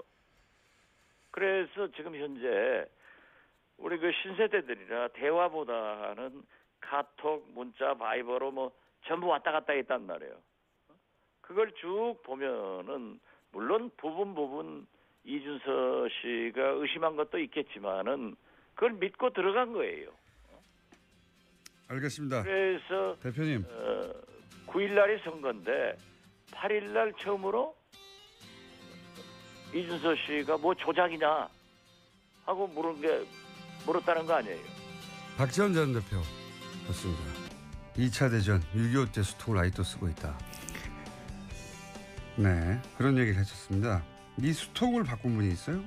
19대 국회 국방위에서 활동하셨던 더불어민주당 김광진 전 의원 스튜디오에 모셨습니다. 안녕하십니까? 예, 안녕하십니까? 예. 이 수통을 바꾼 남자. 이제 군대 얘기하면 예를 들어서 6개월 단기 사병 뭐부터 시작해서 만기 전역한 분들까지 다 입장이 달라요. 근데 예. 그 기초 군사 훈련 4주만 받은 사람부터 만기 전역한 분까지 다 일치하는 대목이 이겁니다. 이 사병들의 장비들, 수통부터 반합이나 헬기나 모든 거, 예. 네. 장갑, 전투화, 전투모, 모포, 모든 그 물품에 대해서 이게 뭐냐고 도대체 이게 지금 부식도 마찬가지고요. 예. 예. 사실은 우리나라 정도의 경제 규모에 절대 어울리지 않는 그 많은 국방비는 도대체 어디로 갔나 묻게 되는 일치 단결해서 열받는 사안이란 말이죠. 일단 수통 교체 얘기부터 해보죠. 수통이 실제로 보면은 1945년 찍혀있기도 하고 예. US 아미 1950년 찍혀있기도 하고 그런 2차 세계대전 말미에 수통이 실제로 있었잖아요. 얼마 전까지. 실제 우리 규정상에 수통은 폐기 연한이라는 게 없습니다. 예를 들면 컴퓨터는 국가에서 구입하면 5년 지나면 사야 된다. 프린터기는 3년마다 바꾼다 이런 기간이 있잖아요. 근데 수통은 일단 폐기 연한이라고 하는 규정 자체가 없기 때문에 네. 도저히 찌그러져서 쓸 수가 없다. 구멍이 났다. 예, 그럴 경우에만 그냥 한 개씩 폐기를 하는 것이고 또 참 특이한 게 다른 것들은 그래도 세척 기준이라는 게 있어요. 네. 모포 이런 거는 한 달에 몇 번씩은 씻어야 된다. 근데 수통은 아예 폐기연한 세척 기준표 이런 거 자체도 없어서 야. 정상적으로 씻지도 않죠. 그래서 정상적으로 씻기도 어려워요. 군생활 해보시면 그냥 모래 여가지고 이렇게 흔들어서 한번 씻고 말잖아요. 그게 말도 안 되는 거거든요. 그러면서 이제 다들 훈련소 들어가면서부터 생각하는 게 이 안에 얼마나 균이 많을까. 그러니까 예, 열어보면 시커멓잖아요. 이게 뒤집어서 닦을 수도 없고요. 네. 그래서 저는 방산비리가 무슨 수천억, 수조짜리 이런 얘기를 하면서 수백억부터 얘기를 하면서 사람들이 피부에 와닿지 않잖아요. 예. 근데 당장 이 수통부터 저는 수통이 방산비리의 상징과도 같다. 이거 바꾸려면 얼마 들었었어요 그때? 그러니까 실제로는 조금씩 바뀌어오고는 있었어요. 네. 그래서 제가 다 바꿨다 이렇게 말할 수는 없는 거긴 한데 한 10년 정도에 걸쳐서 조금씩 바뀌어오고 있는 과정에 있었는데 네. 그러다 보니까 국민들이 느끼기에는 전혀 바뀐 것 같지가 않은 거예요. 그렇죠. 왜냐하면 그런 거는 다 예. 저기 그 병장들이 가져가고 좋은 그렇죠. 거는 예. 그래서 제가 이제 예결위원을 하고 있었던 시기였는데 이제 국방위 하면서 예결을 겸해서 했었는데 그때 남아 있는 게 한 25만 개 정도가 남았어요. 25만 개. 예, 더 구입해야 될 것이. 예. 근데 한 3만 개 정도 올해 예산으로 구입하겠다. 이제 네. 이렇게 정부 예산안이 올라온 거였는데 3만 개면 38에 24. 8년 걸리는 거 아니에요? 예. 그래서 제가 그 흔히 이제 예결위원들이 쪽지 예산이라고 하는 걸 쓰지 않습니까? 그래서 제가 기재부 관계자와 그럼 내 쪽지 예산으로 네. 내가 소통 전체를 다 살란다. 네. 그러니까 처리해 달라라고 해서 그때 이제 25만 개 전수를 다 사가지고 일시에 그냥 다 구매를 해버린 거죠. 그게 얼마나 들었어요? 금액은 사실은 너무 적어요. 25억. 전군의 남은 스톡을 전부 다 네, 바꾸는데. 전군의 남은 스톡을 바꾸는데 한 25억. 무슨 방산 비리면 25억은 취급도 안 돼요. 25억이면요. 그 잠수함 같은 쏘는 어뢰 있잖아요. 예. 어뢰 날아가서 터지는 미사일 한 발이 그 정도 가격합니다. 야, 그거를 그 안 했다는 거 아니에요. 그러니까 실제로 이 사병들은 그 사람 취급을 못 받았어요. 실제 더 웃긴 건 뭐냐면 사람으로 취급했으면 이룰 수 없는 예, 거죠. 병장이 썼다 이렇게 말씀하셨는데 그러고 나서 다음 해 가을쯤에 전부 다 구입을 했어요. 국가가. 예. 근데 저희한테 계속 민원이 오는 거예요. 스톡이 진행이 안 되고 있다고. 다 바꿨다고 당신 하는데 예. 왜 우리 부대는 안 바뀌었냐? 예, 우리 예. 계속 이거 쓰고 있다. 예. 해서 계속 이제 연락이 오는 부대마다 계속 물어보는 거예요. 예. 그랬더니 사단에서 뭐라고 얘기를 하냐면 구입한 거 맞다. 새 걸로 다 했다. 예. 근데 전쟁 나면 쓰려고 창고에 보관하고 있고 아직까지는 원래 쓰던 걸 쓰고 있다. 이렇게 답을 하더라고요. 군대가 그래요. 전쟁 나그 전에 그 균 먹고 죽겠어요. 아주. 그래서 이 방송 듣는 아직도 그런 것을 야. 쓰는 부대가 있으면 제보해 주십시오. 아니 그러면 그 장군들한테 그거 차고 다니면서 그거 마셔보라고 하세요. 그걸로. 아무도 안 마십니다. 그렇죠. 안타까운 장군들은 일입니다. 거기다가 물러서 딴 게 없으니까 할 수 없이 쓰는 건데 하여튼 군에서 방산비리는 극형에 처해야 됩니다. 극형에. 그렇게 생각 안 하십니까? 그러니까 방산비리는 이적행위다. 어제 대통령도 이제 말씀하셨는데 실제로 그렇기도 하죠. 우리 장병들의 삶을 낮추는 것이기도 하고 그게 조금 더 크게 보면 뭐 잠수함이라든가 뭐 함정이라든가 전투기에 방산비리가 있으면 결국 적을 이롭게 하는 거잖아요. 이적행위를 벌이고 있는 거죠. 아니 개인 노트북 사달라는 게 아니잖아요. 물 좀 깨끗한 데서 먹겠다고. 물통 좀 바꿔달라고요. 물통 좀. 이게 수십 년째 이어지던 이야기인데 그 모포는 도대체 몇십 년간 몇십 명이 썼던 그 모포인지도 모르는 걸 그대로 쓰고 있는 거죠. 그러니까 이 군생활을 4주 기초군사 훈련했던 분들부터 만기 전역한 분들까지 다 똑같이 느끼는 거기 때문에 저희가 문자 받고 있습니다. 나는 이런 것까지 겪어봤다. 이게 저희가 시민컷을 한번 받아봤어요. 예. 예. 본인들이 군생활 할 때 정말 이건 말이 안 된다고 싶었던 사안들 한번 들어보겠습니다. 수통 냄새도 나고 이물질도 잘 벗겨지지도 않고 뭐 이끼도 낀 것도 있고 녹도 쓴 것도 있고 침낭도 좀 많이 솜 같은 게 빠져 있어가지고 그래서 좀 추웠어요. 실제 가격이 16만 원인 거는 별로 믿어지진 않죠. 세탁기도 이제 50, 60명이 한 대로 썼으니까 이제 그게 훈련 갔다 오고 있으면 계속 밀려 있는 상태죠. 계속 그러니까 그게 계속 돌아가니까 고장날 수밖에 없는. 군인들이 그 총 쏘잖아요. K2랑 뭐 M16 엄청 옛날에 쓰던 거 진짜 한 8, 90년대 정도 되지 않았을까 싶은데요. 전투복의 경우는 많이 이제 소금기도 많이 일어나고 많이 불편하죠. 땀도 많이 흡수도 안 되고. 애들 보내놓고 걱정이 많이 돼요. 애들한테는 줄 거 제대로 안 주고 그 생각하면 눈물 나오려고 그래요. 애들이 얼마나 고생을 하나 그런 생각에. 자기 자식이 만약에 군대 갔다고 생각을 한다면 그리고 그 사람들이 사용하는 그 가장 기본적인 먹고 자고 쓰고 하는 것들이 그렇게 낙후돼 있다는 50년 전 걸 아직도 쓰고 있다면 그게 용납이 되겠냐. 아무래도 세금이 좀 엄한 대로 세고 있구나 그런 생각이 들긴 하죠. 이거는요 방송이라서 이렇게 얘기한 거고요. 술자리에서 녹음을 해야 되는데. 예, 술자리에 가면 욕설이 난무합니다. 예, 다들 겪었으니까요. 예. 전투복은 왜 땀이 안 빠집니까? 어떻게 특수하게 그렇게 제작했어요? 그러니까 한 4, 5년 걸쳐서 개발을 해가지고 만들었는데 땀이 안 빠지는 전투복인데 예. 참 웃긴 게 뭐냐면 이것도 에피소드가 있어요. 아주 좋은 걸 개발했다. 예. 미군 스타일로 만들었다라고 예. 해가지고 그 원래 군인들이 보면 팔 몇 번 접냐 이걸 나름대로의 예. 그 즐거움으로 생각하잖아요. 근데 이 개발한 사람들이 이건 미국 스타일로 만들었기 때문에 접으면 안 된다라고 예. 해가지고 안 그래도 이 땀복으로 만들어 놓은 이 전투복을 절대 못 걷게 하는 거예요. 요즘은 땀이 안 빠지는 거 만들기가 더 어렵거든요. 그렇죠. 근데 그것도 민원이 엄청 들어와가지고 결국은 그때 군 관계자랑 뭐 이렇게 얘기하면서 하여튼 그거 팔 접는 거 해결 안 해주면 내가 그 국방부가 원하는 뭐 이렇게 계속 딜을 하겠다 잡고 있겠다라고 해가지고 그걸 풀어주는 얘기를 했었는데 참 안타까운 일이죠. 그렇게 만들고도 잘못되고 실제로 더 웃긴 건 땀이 안 빠지는 것뿐만 아니라 이때 납품했던 11만 벌 정도의 초도 물품이 전부 다 불량품이었어요. 기품원에서 스스로 인정한 전량 불량품.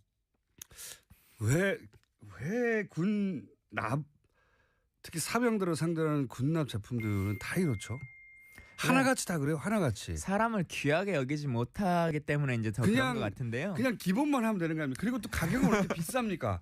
뭐 담요가 10몇만 원이라고 그러는데 예. 사대 담요도 10몇만 원 안 해요. 요새 이렇게 얇은 거는. 그렇죠. 가격은 왜 이렇게 비싸요? 또? 같은 가격인데 옥션에서 사가지고 그냥 들어가면 오리털로 돼 있는데 그러니까요. 군에서 주는 건 솜털로 돼 있고 뭐 이제 이런 거 아닙니까? 그 돈이 어디로 새는 거 아닙니까? 그냥 부풀리고 또 중간에 없어지고 뭐 이제 이런 것들인데 방탄복은 왜 방탄이 안 되는 거예요? 우리나라 그런 거 많아요. 총에 뚫리는 방탄복, 가라앉지 않는 잠수함, 물에 뜨지 않는 구명조끼. 뭐 이제 하여튼 참 시리즈로 많이 있는데 군대는 신기한 물건. 도대체 이걸 어디서 만들었을까? 누가 만들었을까? 엄청나게 많잖아요. 예. 이게 왜 그런 겁니까? 그러니까 일단은 소비자 우리 국민들도 좀 바뀌어야 되는 것이 우리가 군대는 원래 그래. 그렇게 생각 안 해요 이제. 네, 넘어가 버리는 경우들이 많잖아요. 그러니까 병장 유니온도 협동조합도 만들어야 돼요. 그래서 진짜 잘못되면 이걸 문제 제기를 하고 그냥 21개월 넘기면 끝나는 거야. 아유 그러고 나서 우리 국민들 그러잖아요. 자기 군생활은 정말 힘든데 개구리 마크를 딱 다는 순간 뭐라 그러냐면 군대는 더 빡세져야 돼 이렇게 얘기하거든요. 끝났으니까. 네. 근데 군에 있을 때 이거 얘기해봐야 되나? 그러니까요. 그리고 얘기할 데가 없어요. 자기 상관한테 얘기해봐야 돌아오는 건 눈치. 얼차례만 안 받으면 다행이죠. 100만 원짜리 USB는 또 뭡니까? 그래서 그 금으로 만들어도 100만 원은 안 해요. 다이아몬드로 만들어야지. 왜 이 군에 납품하는 것들은 더 시중가보다 비싸죠? 품질은 더 떨어지네. 품질은 시내에 나오면 아무도 안 살 품질인데 가격은 제일 높아요. 예. 이게 왜 이런 차이가 발생하는 겁니까? 그러니까 군용품이라고 옵션을 하나씩 여는 거거든요. 아까 99만 원짜리 USB도 그 ROC라고 흔히 말하는 군사 요구도라고 하는 견적서에 뭘 요구를 하냐면 예를 들면 추위에 일반 USB보다 뭐 1도 더 그 감당하도록 해야 된다 뭐 이런 걸 여는 1도. 거예요. 근데 이게 어떤 의미가 있냐면 사실은 일반 상용품으로 쓰면 공개 경쟁을 시키면 됩니다. 그럼 훨씬 저렴하게 살 수 있는데 우리 TBS에서 A4 용지를 사는데 원래 1mm짜리를 그냥 쓰면 되잖아요. 근데 군용으로 1.1mm를 우린 쓰겠다 이렇게 선언하는 거죠. 그러면 한솔이나 이런 데서 납품할 수가 없어요. 미리 그 정보를 알고 있는 업체 1.1mm로 공고를 낼 거다라고 하는 업체와 미리 짜고 거기서부터 유착이 시작되는 거군요. 그 업체만 납품할 수 있는 거죠. 그러니까 그 업체만 납품할 수 있으니까 그 업체가 가격을 마음대로 정할 수 마음대로 정할 수 있는 거죠. 그리고 군에서는 수 있고 군에서는 그걸 알면서도 그 가격을 어차피 자기 돈 나가는 거 아니니까. 그러면 상호간에 좋은 방법을 택하는 거죠. 그래서 남는 잉여 이익 일부가 어떻게든 돌아서 이렇게 방산 비리에 그 종잣돈이 되는 거죠. 예, 이제 그렇게 되는 모습이 엊그제 이제 감사원에서 감사 보고 나왔고 대통령도 말씀하셨던 카이의 이제 수리원 연구 개발 이런 내용들이 나오는 거지 않습니까? 연구비를 부풀려 가지고 중간에 누군가로 돈이 돌아가고 이런 이 커넥션들이 생기는 거죠. 친인척을 동원해 가지고 차장의 처남이요? 차장의 처남한테 처남에 무슨 힘이 있다고 당연히 대표가 개입하지 않았겠는가 의심이 드는 건데 직접 할 수는 없으니까 차장으로 직접 할 수는 없으니까 차장의 처남 천함한테 몰아주고 그중에 절반 띵 했다는 거 아닙니까? 카이가 그런 걸로 많이 유명한데 직원들 상여금을 준다고 선물 사는 비용을 쓰고는 상품권으로 한 7억 정도를 더 삥을 뜯어요. 중간에. 그리고는 그게 어디로 갔는지 지금까지도 몰라요. 몰라요? 예, 7억의 상품권이 도대체 지금까지 어디로 흘러갔느냐, 이게 정치권으로 갔느냐, 어디 로비로 썼느냐라고 하는 게 아직도 밝혀지지 않고 있죠. 이 업체 선정에서부터 그러면은 이걸 없앨 수 있는 방법은 없어요? 그런 비리들을? 그러니까 사실은 상용품으로 할 수 있는 것들은 대부분 상용품을 이제 좀 돌려야 됩니다. 그러니까 조달청에서 납품할 수 있는 거의 대부분의 물품들은 그렇게 하면 되는 것인데 그렇게 안 되는 물건이 뭐가 있어요 이제? 별로 없잖아요. 네, 사실 거의 없어요. 군용품도 요즘은 민수가 훨씬 더 좋거든요. 네. 그 관급 장비라 그래가지고 관에서만 만들어야 된다, 국가가 직접 해야 된다라고 하는 장비들이 있어요. 네. 근데 그런 것들이 예전에는 국가 기술이 훨씬 더 셌으니까 그렇게 왔었는데 통영함 때, 그러니까 세월호 구조함으로 보내려고 했던 통영함 있지 않습니까? 근데 통영함이 밟지 못했던 이유가 대우조선이 배를 안 만들어서가 아니잖아요. 네. 배는 다 만들었어요. 근데 관급 장비라고 몇 개 빼놓은 것들이 있어요. 국가가 내가 직접 하겠다. 예. 예를 들면 소나라고 해서 예. 그 해저 레이더인데 그걸 잘못해가지고 군용 고등어 잡는 어군 탐지기로 산 거 아닙니까? 그게 대우조선이 한 일이 아닙니다. 그걸 국가가 직접 하겠다라고 해서 한 거거든요. 그러니까 사실은 통영함에서 문제된 건 민수는 다 끝났어요. 근데 관급 장비 열 몇 개가 하나도 해결되지 않아서 배가 뜨지 못한 거거든요. 그것도 틀림없이 이런 네. 식의 입찰 단계에서부터의 그런 일들이 벌어지는 거죠. 문제가 있었던 거예요. 네. 이걸 뻔히 알면 알 텐데 왜 안 고쳐질까요? 그러니까 왜 못 이제는 잡을까요? 그 관급이라고 하는 것들을 좀 버려서 네. 공개 입찰로 거의 대부분의 일들을 돌리면 됩니다. 그리고 민간 기술이 훨씬 더 셉니다. 그래서 그런 걸로 좀 전환시키고 또 입찰도 너무 기간을 짧게 줘요. 그렇겠죠. 다른 네. 업체 못 들어오게 하라고. 예, 아까 A4 예를 들었습니다만 1.1mm로 예를 들면 입찰 기간을 1년 후에 한다라고 하면 한솔재지도 다들 들어오겠죠. 준비할 수 있습니다. 근데 1.1mm로 2달 안에 납품이 가능한 업체 이렇게 하는 거죠. 아니 그 조건 자체가 그 특정 업체 외에는 절대 못 할 들어오도록 수 없게끔 하는 거죠. 입찰 조건이 아니라 예. 입찰을 못 들어오게 하는 조건이죠. 다른 예. 업체는. 그리고 또 하나는 지금 이 그 생활 필수품들 뭐 수통이나 전투화나 뭐 이런 것들은 뭐냐면 그 군인공제회나 아니면 제한군인회 그리고 보훈단체들 많이 있지 않습니까? 네. 아직까지 우리가 법으로 그 단체들에게 이런 물품들을 납품할 수 있도록 권한을 주고 있거든요. 근데 실제로 한 20년 30년 전까지만 해도 그 회사가 보훈 회사가 대부분 그 근로자들도 전부 다 이제 보훈 대상자들이 운영해 왔었는데 이제 그럴 만한 연세가 다 끝나는 거지 않습니까? 그러니까 대표자 한두 명만 보훈 대상자고 나머지는 다 일반인이에요. 그러면서 그냥 통로만 한번 거쳐서 통행세만 받고 납품을 하는 거죠. 그러니까 이런 제도들을 좀 바꿔내면 아까 이 그 전투복도 예. 전량이 문제가 있었지 않습니까? 예. 그럼 그 업체는 예. 다시는 입찰 못하게 해야 되죠. 그래서 입찰 제재를 받았어요. 받았는데 입찰 제재를 받긴 했는데 납품할 수 있는 업체가 없으니 내년에도 또 그냥 입찰에 전량 응하라. 불량품을 냈는데도 불구하고 예. 내년에도 또 물량을 보장받는. 예, 그렇게 만들어 버리고 이게 이제 일반 시장, 일반 상업 시장에서는 절대 있을 수 없는 있을 수가 없고 퇴출되고 끝장났어야 되는 거고요. 네. 그리고 만약에 그 일반 그 직원 복지용으로 뭘 줬는데 그 직원들한테 당연히 지급돼야 하는 건데 그거를 뭐 전쟁 나면 준다고요? 회사가 위기에 처했을 때 주겠다 나중에 앞으로 예. 경제 위기가 닥쳐오면 세계 경제 위기가 닥쳐오면 주겠다. 컴퓨터를 사놓고. 펜티엄으로 다 사놨는데 예. 창고에 있고 그러니까요. 지금 일단 486으로 써라 이런 거죠. 세계 경제 위기가 곧 올지도 몰라 이러면서 말이 안 되거든요. 상식적으로. 그러면 그 수통을 사놓고 아직도 대부분은 지급을 못 받았어요? 안 받은 데들도 있긴 할 겁니다. 아직도? 그러니까 대부분은 분출을 했을 텐데 예, 이런 논란이 되면서. 예, 아직 안 받은 지역이 있으면 꼭 제보해 주십시오. 그러니까 안 받은 지역들은 대부분 이런 이유였다. 이런 이유죠. 예, 예. 창고에 있습니다. 창고에 뭐 없지는 않습니다. 사단장, 제가 장담하건데. 그러니까 사단장이 새거 왔어? 근데 또 전쟁금 남 써야지. 예. 혹은 높은 야. 사람 오면 새 걸로 이제 깔고 이제 이러는 거죠. 그 아까운 거예요. 그 10,000원 이렇게 어렵게 해서 국가의 물품을 그렇게 소중하게 생각하는 거죠, 우리 군인들이. 사람은요. 거기서 그 물통에 물 넣어 먹어야 되는 사람은요. 네. 기본적으로 안타까운 일입니다. 예, 사병 한 사람 한 사람을 사람으로 안 보는 거예요, 정말. 그게 너무 오래 지속됐고요. 예. 그런 인식을 이 군 장교들이 너무 오랫동안 해왔고요.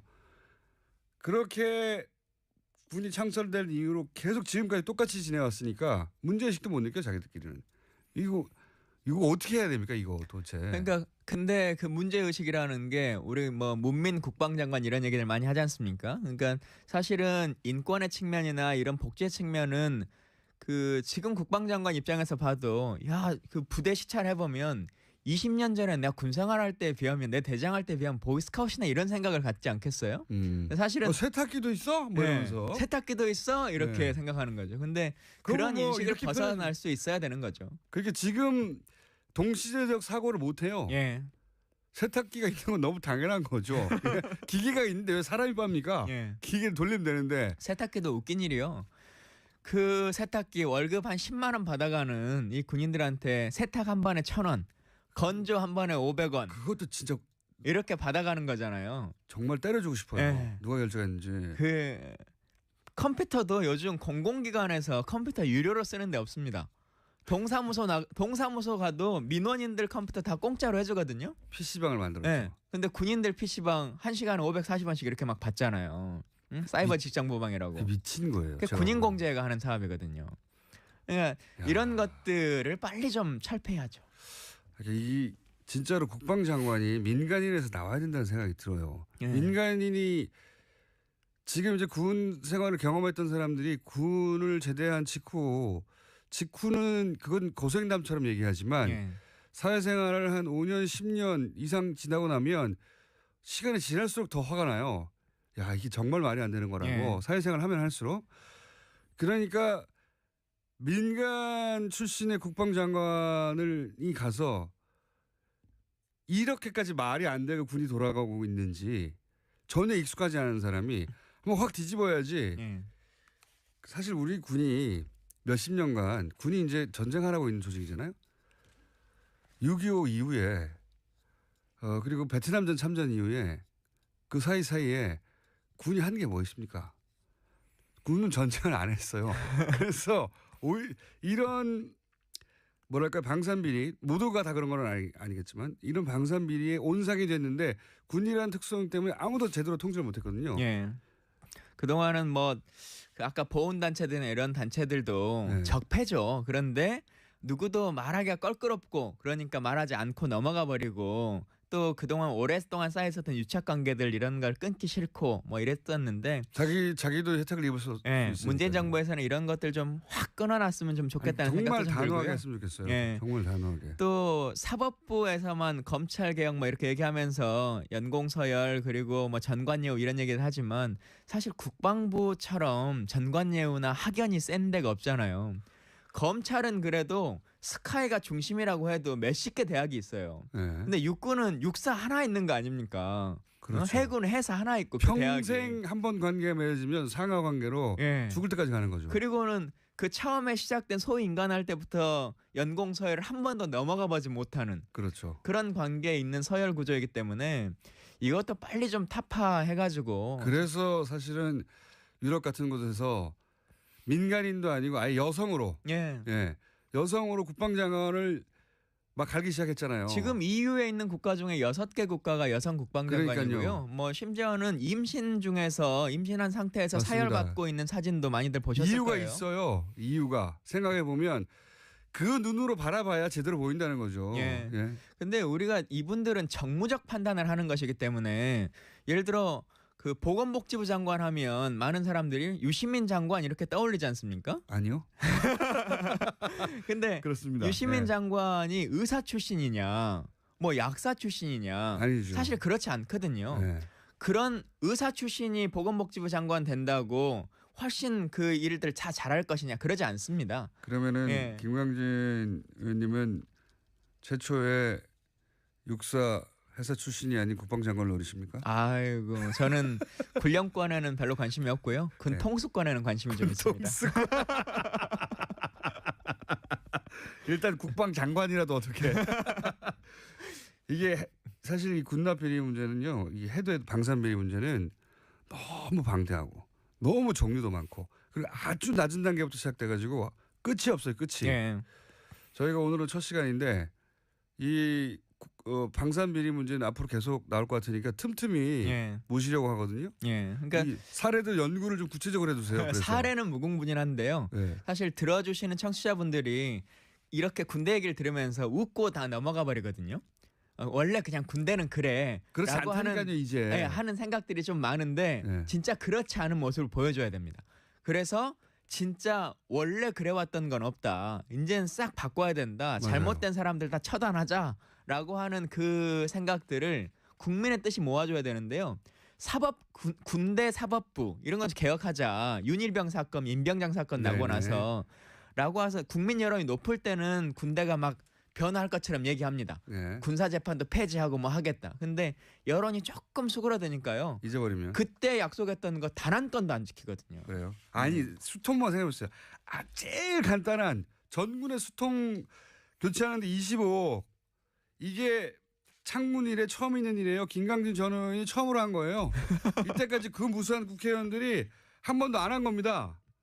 그 수통 아무것도 아닌 것 같아도 매일매일 물 먹는 데잖아요. 맞아요. 거기가. 근데 거기가 2차 대전 때 그 씻는 방법도 하다못해 그럼 약품이라도 주든가 예. 소독할 수 있는 없어요.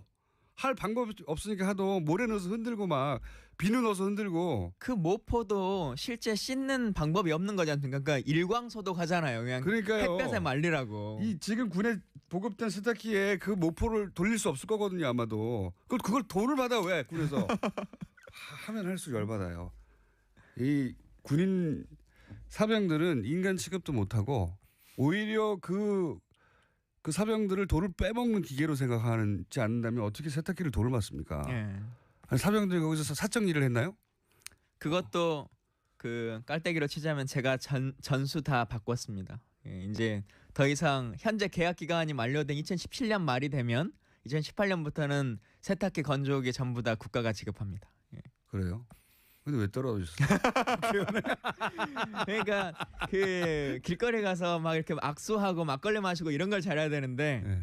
의정 활동을 너무 열심히 한 것 같아요.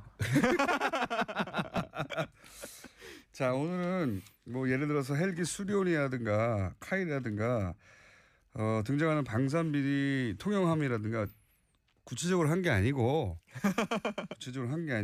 도대체 왜 이러냐, 구조가 왜 이러냐, 열받는다, 여기까지만 얘기했어요. 네. 원래 그 얘기하러 왔는데 앞에가 길어졌네요. 아니 이게 더 중요해요. 사람들이 피부에 와닿거든요. 수통 겨우 바꿔놨는데 아직 보급이 안 돼. 예. 이게 도대체 조직이 어떻게 된 거야? 이게 정상인 조직이 아니잖아요. 요 얘기를 저희가 방산비리 나올 때마다 전화 드릴 테니까. 알겠습니다. 아니 전화가 아니라 나와주세요. 왜냐면은 국회의원도 아니고 바쁘지 않으시잖아요. 나오는 출연료가 좀 더 높기 때문에 항상 나오겠습니다. 방산비리 전문 전 의원으로 아이고 저희가 사태가 터질 때마다 모시는 걸로. 예. 비리 전문 의원이면 안 되는데. 아니 이걸로라도 이름이 알려줘야죠. 알겠습니다. 예, 지금 이제 국회의원도 아니고 예. 요즘 뭐 하십니까 그럼? 요즘요 예. 열심히 잘 놀고 우리 아이가 태어난 지 35일 돼가지고 열심히 해보고 있습니다. 그러니까 애는 계속 열심히 보시고요. 가끔 방산비리 때문에 방송에 나와가지고 예. 자세하게 쉽게 알겠습니다. 왜 이런 일이 벌어졌냐 자기 경험을 살려서 알려주십시오. 알겠습니다.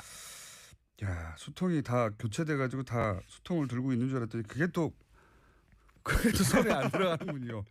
참네. 더불어민주당 김광진 전 의원이었습니다. 감사합니다. 예, 감사합니다. 화요일의 남자인데 오늘은 패널 땜빵 하러 나왔어요.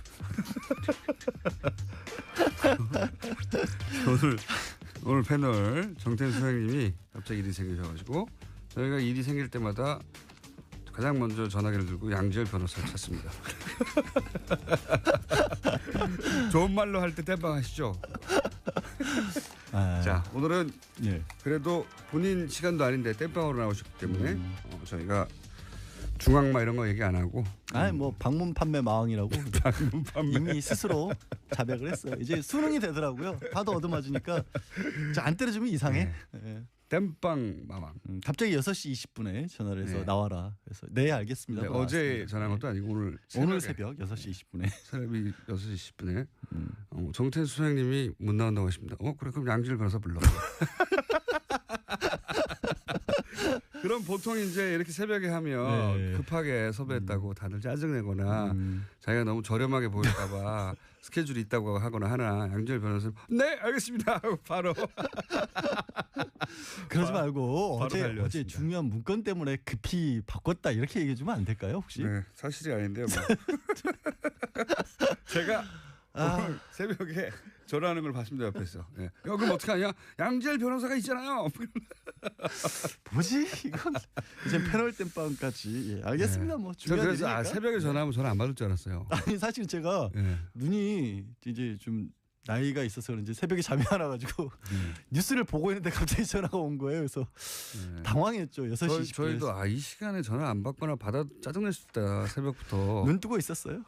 그랬더니 뭐 반갑게 알겠다고 뭐 달려가겠다고. 마침 문건 얘기하고 보고 있었어요. 뉴스 알아서. 네.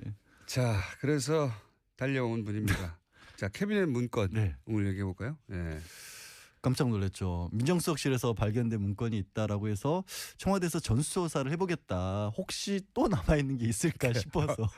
훨씬 더 많이 남아있어요. 그랬더니 정말 어마어마하게 남아있었죠. 이번에 이제 정무수석실에서 한 1,300여 건이 남아있었고 2015년 3월부터 2016년 11월까지 정말 최근까지도 남아있었던 내용도 겁니다. 우리가 애타게 찾던 것들. 그렇죠. 그리고 간접적으로만 얘기를 했어요. 왜 간접적으로 얘기를 했냐면 지난번 민정수석실에서 발견된 건 자필 메모 이런 것들 위주로만 공개를 할 수 있었는데 이번에는 아예 수석비서관 회의 공개 자료, 회의 업무 자료가 공식적인 업무 자료가 남아 있었던 거예요. 당시 이거를 기록한 기획비서관이 맞다 이건 내가 기록한 게 맞다라고 인정을 했고 그 기획비서관 같은 경우 지금 이제 청와대에서 일을 하고 있죠. 하고 있고 그 수석비서관 회의 내용 자체는 잘못된 게 없다라고 얘기를 하고 있지만 청와대에서 볼 때는 전체 연결 상황을 봤었을 때 여기서 삼성 얘기가 나오고 여기서 세월호 얘기가 나오고 여기서 무슨 블랙리스트 얘기가 나왔다는 거는 큰 틀에서 봤었을 때는 분명히 불법적인 것의 일부가 될 수 있다까지만 밝혔어요.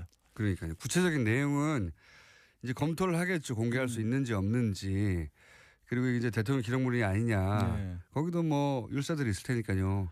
근데 그것도 제가 봤었을 때는 원래 공개하는 게 맞아요. 공개할 수 있는데 다만 정치적인 반발 같은 것을 막기 위해서 그냥 청와대에서 자중하고 있는 것뿐인데 저는 이게 자중하는 게 맞는지 좀 판단을 좀 달리 해봤으면 좋겠어요. 지금 그럴 때가 아니거든요. 모조리 다 공개해버려요?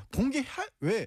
이건 대통령 기록물이라는 것 자체가 원래 법 1조에 뭐라고 돼 있냐면 국정 운영의 투명성과 책임성을 보장하기 위해서 만든 법이다.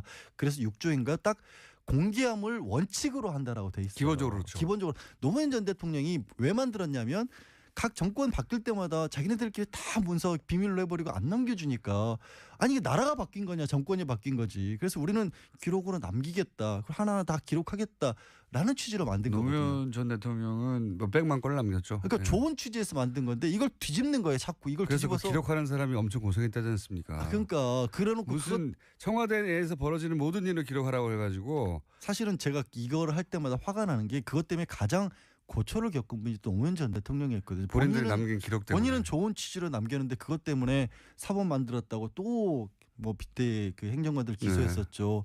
얼마 전에 NLL 대화록 가지고도 문제가 됐었을 때도 초본 없었다고 그 사람들만 애꿎은 사람들 기소했었잖아요. 결국 다 무죄로 밝혀지긴 했지만 근데 취지는 그런 좋은 취지였는데 벌써 반론이 막 뭐라고 나오냐면 대통령 기록물이니까 공개하면 안 되는 거 아니냐는 식의 일부 언론에서 반론을. 애초 공개가 정신이고 일부 시한을 정해서 공개하지 않을 수 있는데 뭐 국가 그 해외 정상과의 어떤 문제라든가 국방, 뭐 안보, 뭐 개인적인 비밀 이런 것만 예외로 한 건데 원칙과 예외를 뒤바꾸는 주장들을 막 하고 있어요. 그래야지 거기서 나온 문건들이 자기한테 불리하게 작용하지 않을 수 있죠. 심지어 오늘 어떤 언론에 지금 이제 뭐 야권 의원 한 사람의 멘트를 빌려서 이렇게까지 나왔어요.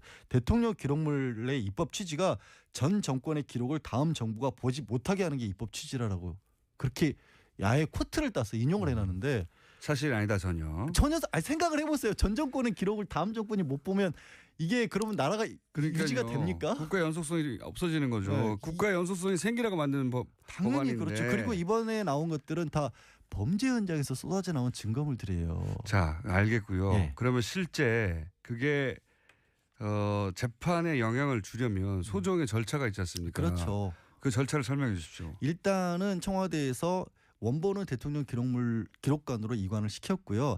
사본들 중에서 필요하다고 생각되는 부분들을 다 정정합니다. 사본들을 다 특검에 넘겼어요. 예. 특검 같은 경우에는 현재 특검에서 기소해서 재판을 하고 있는 부분들이 있기 때문에 예. 직접적으로 증거로 쓸 수 있는 부분들을 간추려서 증거로 제출을 하겠다고 했고 예. 수사가 더 필요하다고 생각되는 부분들은 특검은 지금 수사를 안 하고 있거든요. 예. 그러니까 검찰에 넘기겠다고 지금 했고 공소유지만 하는 거죠. 공소유지만 하고 있으니까 예. 그런데 문건들 지금 벌써 2개를 합하면 1,700건 가량이 나온 건데 그 문건들마다 성격이 좀 다를 겁니다. 어제 새롭게 발견된 것들처럼 청와대 수석 비서관의 그 회의 자료 같은 경우는 아예 이것 자체가 공문서예요. 그러니까 바로 그거는 내용에 도움, 그러니까 재판에 도움만 된다고 치면 증거로 제출할 수가 있는 거고 그렇지 않은 문건들 같은 경우에는 과연 이걸 누가 만들었느냐, 작성자를 확인해야 작성자를 확인해야 됐고 작성자로부터 이 내용이 당신이 작성한 본인이 그대로 작성에 맞다. 기록된 거를 받아가지고 제출을 해야 되고 그때도 상대방이 만약에 이건 인정 못한다고 하면 작성자를 불러서 증인신문을 해야 되는 과정을 거쳐야 되죠. 이재용 부회장 변호인 측이라든가 박근혜 전 대통령 변호인 측이 증거를 인정 못하겠다고 하면 결국은 작성한 사람을 불러야 되죠. 근데 이게 굉장히 중요한 증거가 될 수 있다라고 보는 게 저는 그동안에 굉장히 많은 정황 증거들은 나왔어요. 왜 국민들이 이거를 충격적으로 안 받아들이냐면 내용들은 다 아는 내용이거든요. 그렇죠. 어차피 이렇게 했다며. 그리고 특검도 밝혔고 검찰도 밝혔거든요. 그렇게 상식적으로 받아들이고 있는데 다만 중요한 거는 실제 청와대에서 그런 일을 했다는 증거가 나온 적이 없어요. 내부에서는 이런 증거가 하나도 안 나왔어요. 수첩 정도가 물증으로 나왔죠. 안정범 접석의 수첩 정도가 나머지는 나왔고 진술입니다. 진술. 다 진술이고 바깥에서 그것도 진술도 이런 거죠. 블랙리스트면 문체부에 가보니까 블랙리스트가 있어. 문체부 직원이 우리는 위에서 지시를 받은 거야. 근데 위에서 지시를 했다는 증거가 없어요. 단적으로 문영표 전 보건복지부 장관도 국민연금을 동원해서 삼성의 합병을 도와줬다는 죄로 유죄 판결을 받았지만 법원에서도 이 사람이 왜 이런 행동을 했는지에 대해서는 행위 자체만 판정을 했지 지시를 받았냐 안 받았냐는 보류를 했어요. 밝혀내지 못했다는 근데 거죠. 그게 청와대에서 했다는 게 누구나 지금은 알고 있지만 그게 이번에 비로소 그걸 입증할 수도 있는 문서가 나온 것이고 그중에 그렇게 연결될 문서가 나올 가능성이 있다라고 청와대에서 밝힌 거죠. 모든 거에 다 삼성 관련됐고 세월호 관련됐고 블랙리스트 관련됐고 그 행위는 이런 회의 끝에 나온 행위가 아니냐. 그렇죠. 이 회의는 왜 하냐. 누가 지시해서 이런 회의를 했느냐.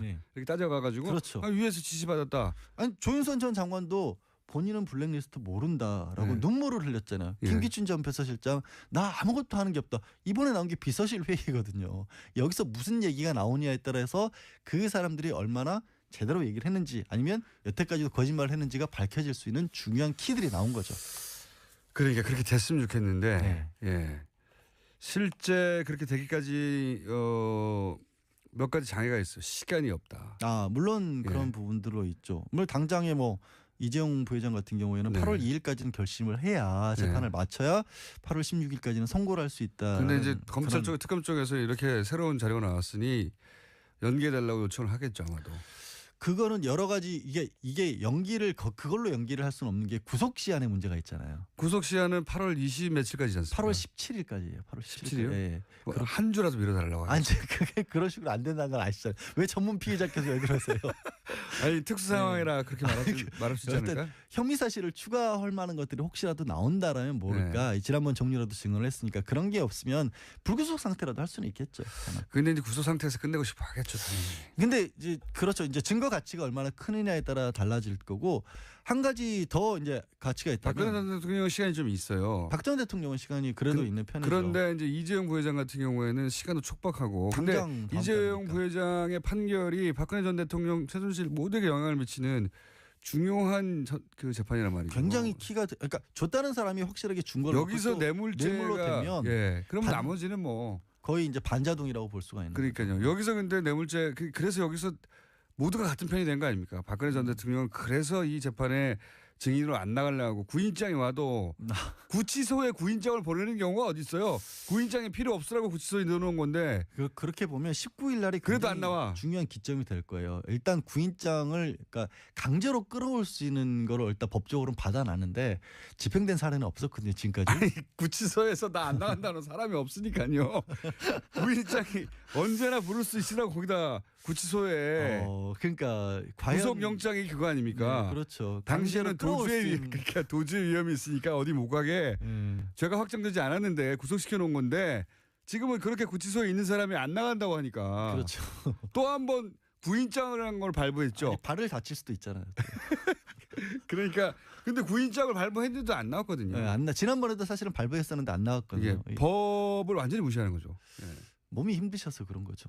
그때는 그때 2번 거절했을 때는 몸이 힘들 때도 아니었어요. 아, 그랬나요? 지금은 하다못해 발가락 4번째 발가락에도 아프시죠. 예. 근데 하여튼 어떻게 될지는 좀 근데 만약에 정말로 근데 시간이 좀 촉박하긴 한데 검찰이나 특검에서 어떤 의지를 보일지가 이번 19일에 좀 달라진다고 그러니까 봐요. 박근혜 전 대통령, 최순실, 이재용 부회장은 사실은 재판 운명 공동체거든요. 그렇죠. 그 첫 번째가 이재용 부회장이고 그래서 이재용 부회장의 재판에 불리한 증언을 절대 최순실 씨도 하지 않고 박근혜 전 대통령은 아예 가지 않는다고 하는 거란 말이죠. 근데 이제 근데 문서가 그거를 낄 수 있을지 일단 첫 번째는 이제 지난번 민정수석실에서 나온 것도 삼성 경영승계와 관련된 얘기들이 나왔는데 문제는 그거는 자필 메모였잖아요. 그리고 이제 돌아가신 분의 메모로 지금 추정이 되고 있어서 그와 관련된 비슷한 것들이 나머지 300건 중에 얼마나 들어있는지가 정말 어마어마한 굉장히 촉박해요. 관건이죠. 검토하고 있겠죠 지금 검찰에서. 그러니까요. 그 중에 결정적인 문건 한두 개가 나오면 이재용 부회장의 이제 재판에 수석이 근무 기간에 작성된 내용이기 때문에 본인은 이제 모른다고 하는데. 근데 어제 모른다고 하는 것도 저는 굉장히 우전석이 그 전에 발언 치고는 많이 얘기를 했어요. 무슨 상황인지 모르겠다. 무슨 내용인지도 모른다. 물론 피고인으로서 이게 일단 검찰도 증거로 내밀지 않았기 때문에 내용 파악이 안 되는 건 당연한데 무슨 상황인지 모르겠다라는 것은 그동안 우병우 전 수석이 이 상황을 통제해왔던 어떤 것에 비춰본다면 굉장히 당황한 데서 나온 얘기예요. 진짜 뭐가 있는지 모르겠죠. 상황 파악이 안 되는. 왜냐하면 거기에 있어서는 안 되는 본인의 어떤 추가 기소가 가능할 만한 내용이 있을지도 모르잖아요. 그러니까 이거 정말 당황한 거예요. 이것들이 내가 다 지우라고 했는데 이거를 놔두고 나온 거. 본인은 휴대전화에 있는 것도 깡통으로 다 만들어놨는데. 제가 그래서 이 일은 어떤 그 우리가 흔히 비판하는 공무원 마인드에 의도치 않은 긍정적인 효과라고. 자기 캐비넷만 치우고 나오면서 남은 거다. 저는 그러니까 어떤 내부 고발 취지가 있었을 수도 있다고 봐요. 의도적으로 반은 의도적으로 외면하고 남겨두었다. 네, 남겨둘 수도 있다. 저는 그렇게 생각하지 않습니다. 저는 그런 사례를 알아요, 실제로. 그런데 그건 자기 책상만 남겨야죠. 다른 책상은 어떻게 해요? 알겠습니다. 양지열 변호사였습니다. 내일 뵙겠습니다. 네, 고맙습니다. 얘기치 않았던 긍정적 효과였다.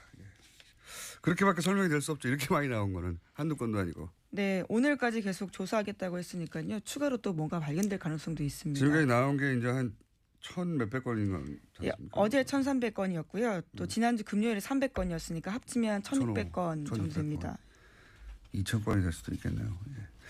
건수가 중요한 게 아니라 당시가 지금 이 문서가 작성된 기간으로 파악되는 이 당시가 최순실 게이트가 막 점화되는 시점, 그리고 우병우 전 민정수석 일했던 시점이거든요. 네, 2015년 3월 2일부터 2016년 11월 1일까지 어제 발견된 것들은 시점이 그렇습니다.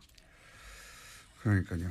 그래서 지금 국정농단으로 이제 문제시되고 있는 뭐 삼성 경영권 승계 문제나 블랙리스트나 위안부 문제나 세월호 국정교과서 이런 논의가 한참 있을 때였고 청와대 내에서 그러다 보니까 관련 내용이 우수수 터지고 있어요. 네, 그런 내용 다 쓰여 있다라는 겁니다.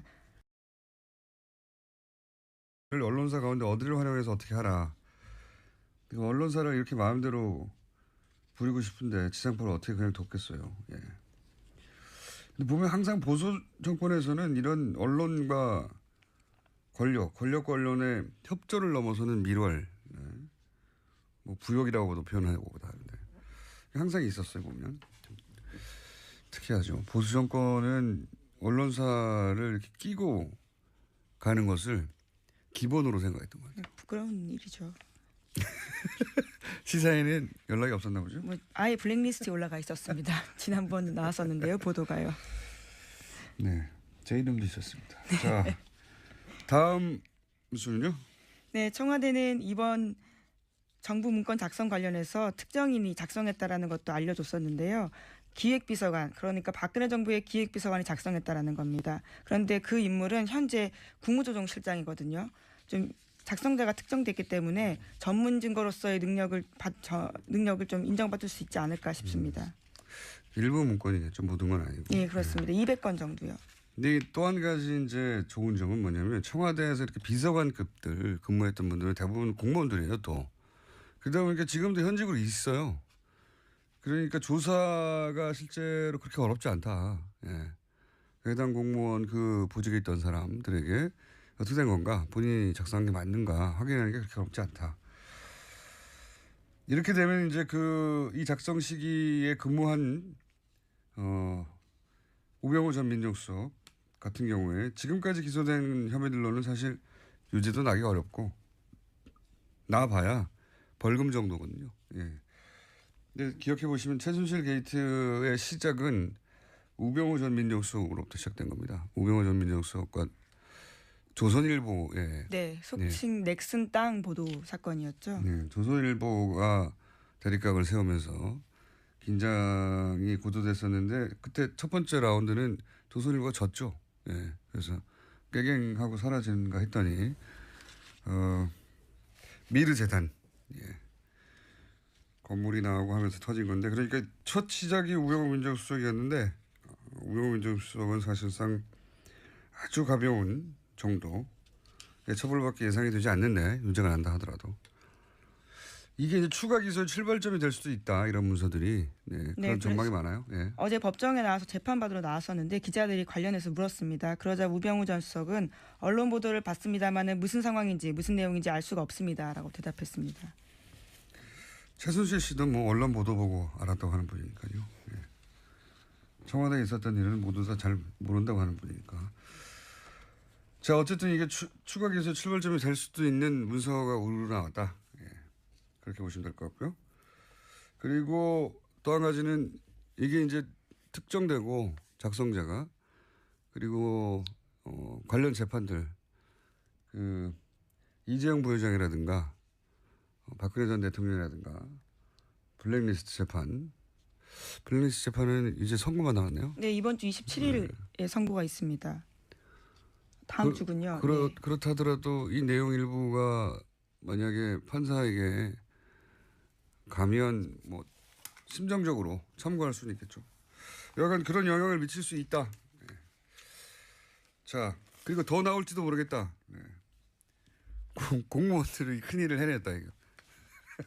일처리 방식. 자기 것은 확실히 반드시 삭제했겠죠. 예.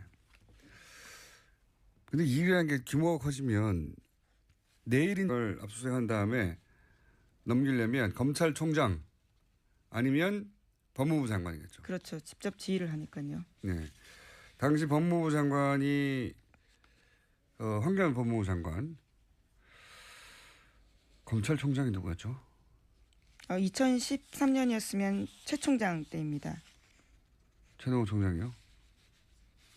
최동호 총장은 몰래 넘겼다니까. 그리고 이제 김진태 총장으로 바뀌게 된 시점인데 언제 넘겼는지는 정확하게 특정되어 있지는 않습니다. 이 사건도 사실은 다시 수사할 만한, 누가 넘겼는지 따져서 수사할 만한 사건이고요.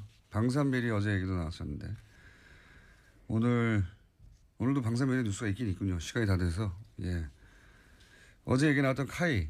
예. 여기서 직원 차장의 처남한테 돈을 몰아줬다 이런 얘기죠? 네, 일감 몰아주기로 100억 정도에 넘는 부당 이득을 챙겼다라고 합니다. 100억이면 혼자 끌고 갈 수가 없어요. 이게 비자금이 아니겠는가. 누군가한테 이 돈이 넘어간 게 아니겠는가, 이런 의혹을 가지고 있는 것이고, 요거를 잠깐 언급한 이유는 저희가 이제 어제 방산비리 얘기하다가 방산비리는 극형에 처해야 한다고. 예. 수통 2차 세계대전 말미에 쓰던 수통을 우리 군이 계속 썼거든요. 몇 년 전까지만 하더라도. 그 수통을 바꾼 사람이 있습니다. 네. 아십니까? 누군지? 네, 김광진 전 의원. 예. 그래서 김광진 전 의원을 저희가 3부에 모시기로. 수통을 바꾸는데 예. 얼마나 들었고 얼마나 힘들었는지. 수통 바꿀 수 있으면 다 바꿀 수 있거든요. 자, 오늘 여기까지 하겠습니다. 시사인의 김은지였습니다. 감사합니다. 최근 국민의당이 여러모로 위기입니다. 국민의당 박지원 전 대표 전화 연결되어 있습니다. 안녕하십니까 대표님. 안녕하세요. 예, 스튜디오 나오시기로 했는데 이렇게 안 나오십니까? 뭐가 처음부터 위기예요? 위기는 맞죠? 국가가 위기입니다. 예. 국가. 국가의 위기라고 하셨으니까 예, 다른 얘기 전에 그러면 전공 분야 이 베를린 선언 이후에 정부가 군사회담, 적시적 회담 동시 제안을 했어요. 이 제안에 대해서 어떻게 생각하십니까? 아주 시의적절하게 저는 잘했다고 생각합니다. 북한 전문가신데 북한이 여기에 호응하고 나올까요? 글쎄 당장에 호응하기는 어려울 겁니다.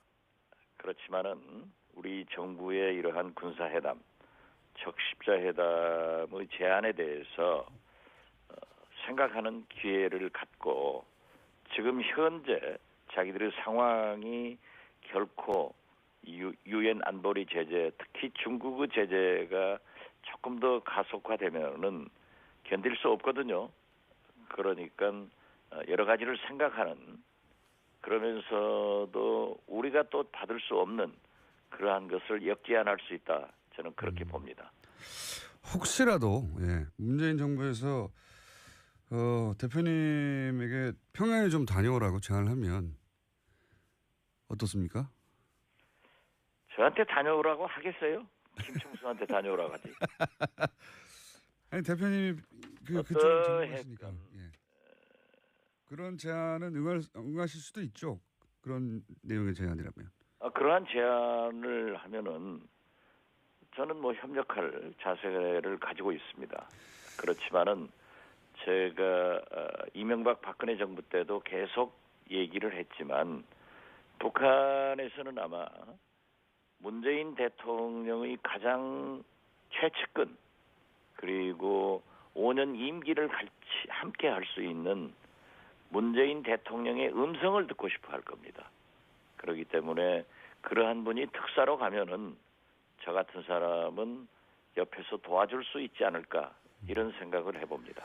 근데 뭐 대북 문제에 있어서는 대표님이나 문재인 정권이나 크게 길이 다르지는 않아 보여서요. 예. 똑같습니다. 그러니까요. 그래서 제가 여쭤본 것이기도 하고 뭐 최근 이야기부터 시작했으니까 이제 그러면 최근 이야기부터 거꾸로 거슬러 올라가 보자면 예. 홍준표 대표가 결국 그 여야 영수회담에 안 갔어요. 이 문제는 어떻게 보십니까? 저는 홍준표 대표가 가야 된다고 봅니다.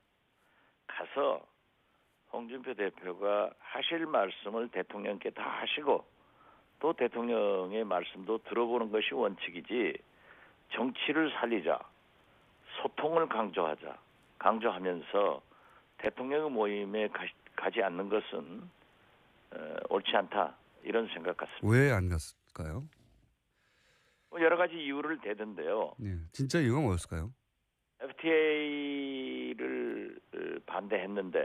예, 뭐 그런 것들은 다 핑계인 것 같고 진짜 이유가 다음 주 화요일 미인도 토론회라는 행사가 국회의원회관에서 열린다고 합니다. 청명제 화백 본인이 이미 지난 91년 내 작품이 결코 아니라고 했으나 그 후로도 무려 26년째 논란이 이어지고 있는 미인들을 놓고 그 근본적 해결 방안을 찾는 자리라고 하는데요. 위작 여부에 가장 권위 있고 최종적인 판정 권한은 통상 작가에게 있죠. 작가가 가짜라면 더 이상 말할 필요가 없습니다.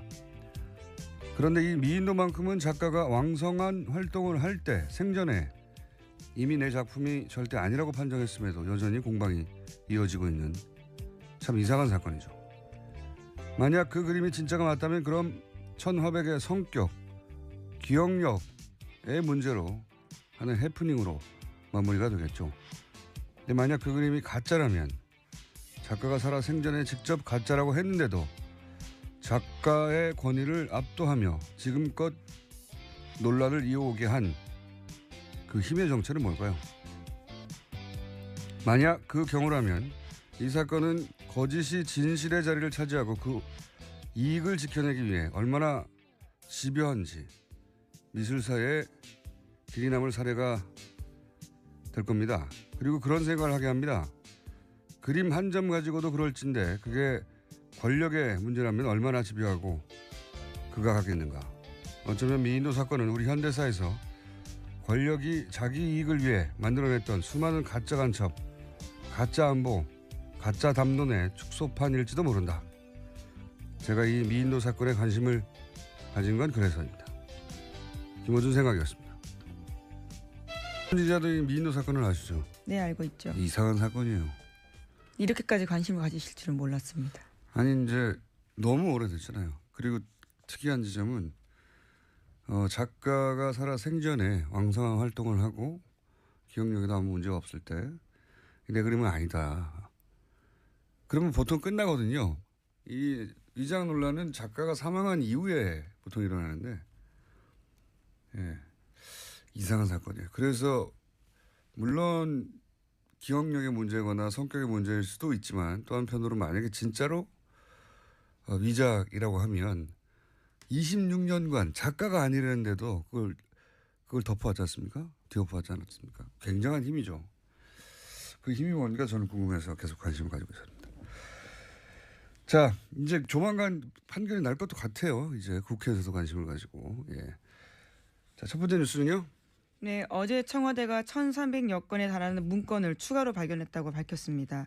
세월호 참사 위안부 합의 등 각종 현안에 대한 회의 내용이 그대로 적혀 있다라는 건데요. 청와대 관계자는 보육 문제와 관련해서 누리과정 예산이 전국 쟁점으로 떠올랐을 때는 언론사 가운데 어디를 활용해서 이렇게 하라는 식의 내용도 적혀 있다고 밝혔습니다. 그러니까 박근혜 정부의 우호적인 언론 매체를 활용해서 정책 집행에 유리한 여론을 형성하려는 청와대 차원의 시도가 있었다라는 겁니다. 추가 득템을 했군요.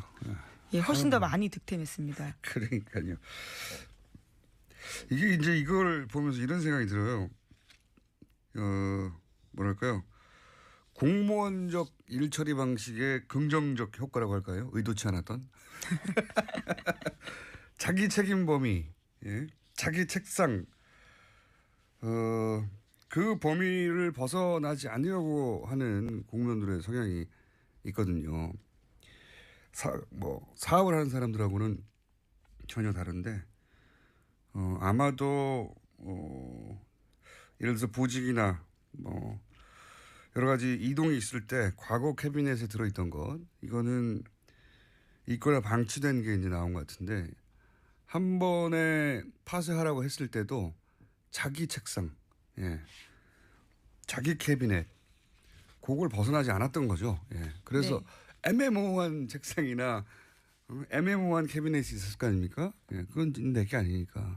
네, 어제 발견된 곳도 정무수석실 현재로 쓰고 있는 사무실인데 과거에는 정부 정책조정수석실 산하 기획비서관이 쓴 곳이라고 합니다. 그러니까 업무 범위가 조금씩 달라지면서 해당 캐비넷을 안 건드렸을 가능성도 있습니다. 자리가 바뀌거나. 예.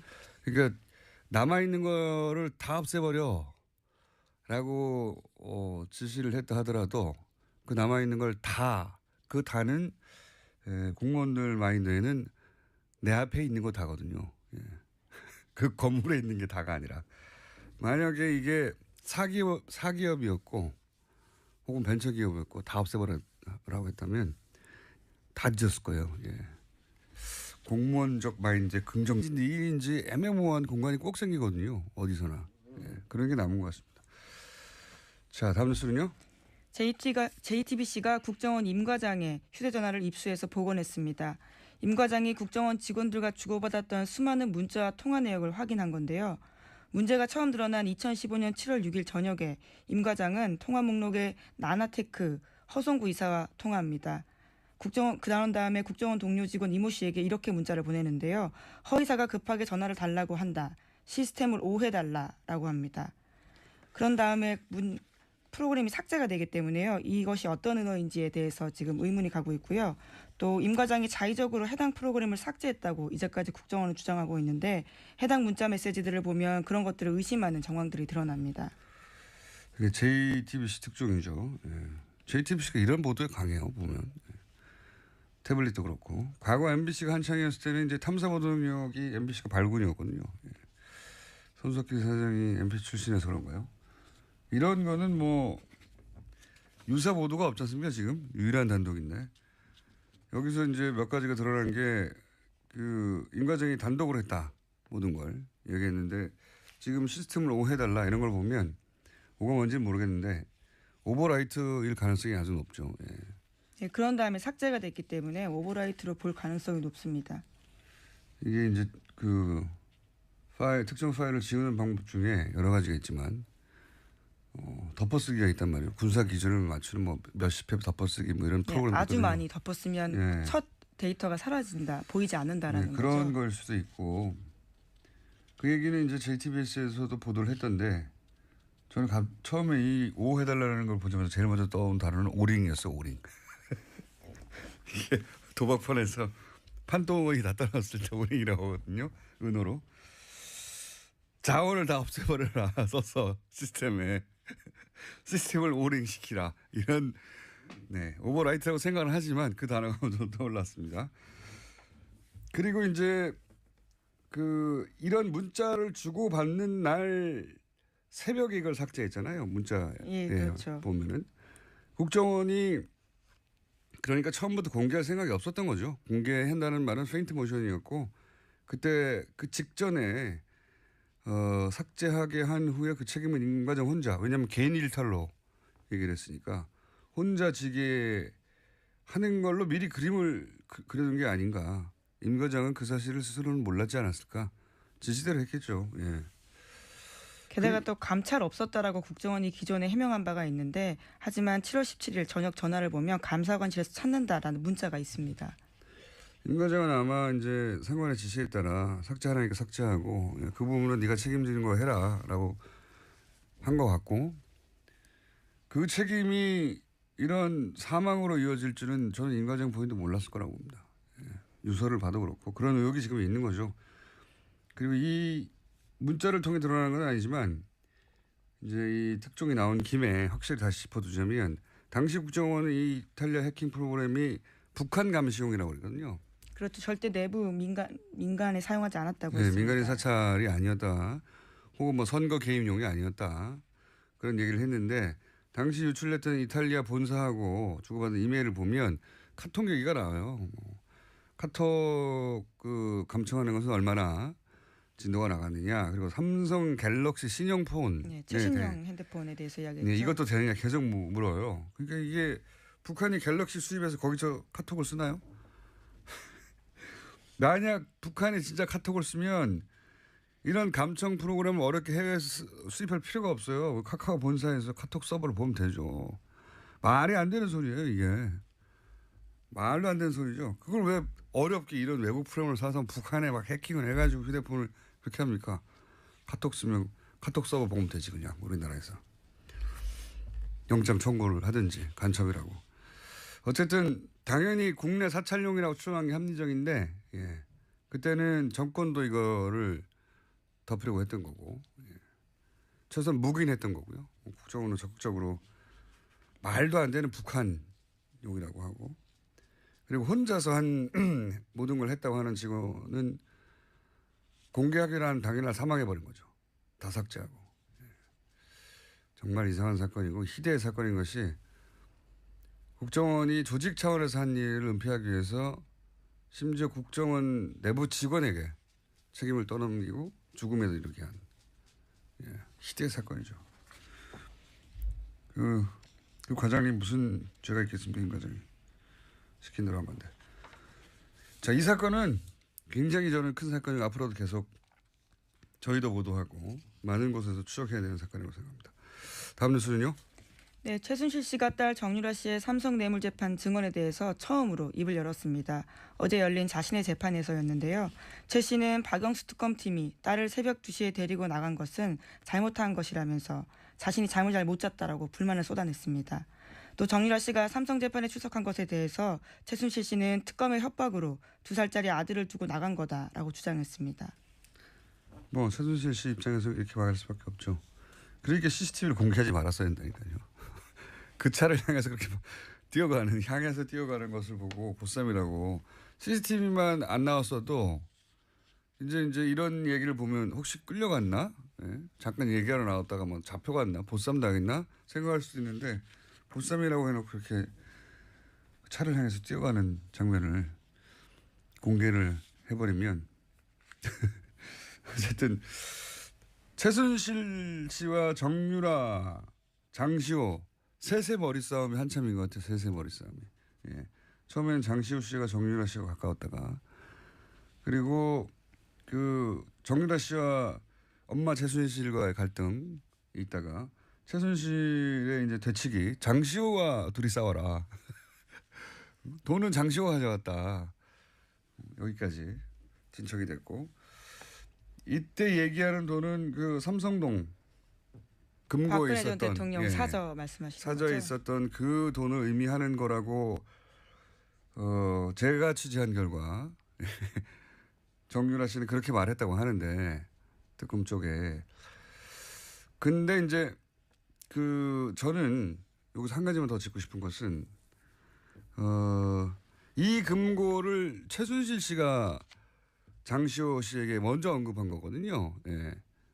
그렇죠. 메모를 직접 적어줬죠. 둘 다 구치소했을 때. 검찰 조사를 받을 때 손에다가 글씨를 써서 계속 이야기를 한 겁니다. 그러니까 정유라는 이제 이 돈으로 부양하도록 하라고. 근데 당시까지만 해도 최순실 씨가 장시호 씨를 100% 신뢰했다는 거죠.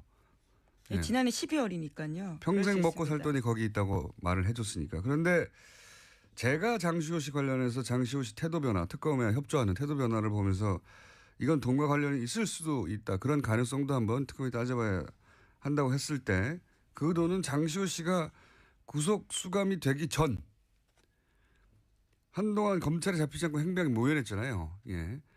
그러니까 최순실 씨가 장시호 씨를 여전히 100% 신뢰하고 구치소에 들어왔어도 금고에 평생 쓸 돈이 있다라고 했을 정도니까 저는 최순실 씨가 장시호 씨더러 검찰에 출두 혹은 잡히기 전에 처리해야 할 돈에 대한 이야기를 했을 가능성이 있고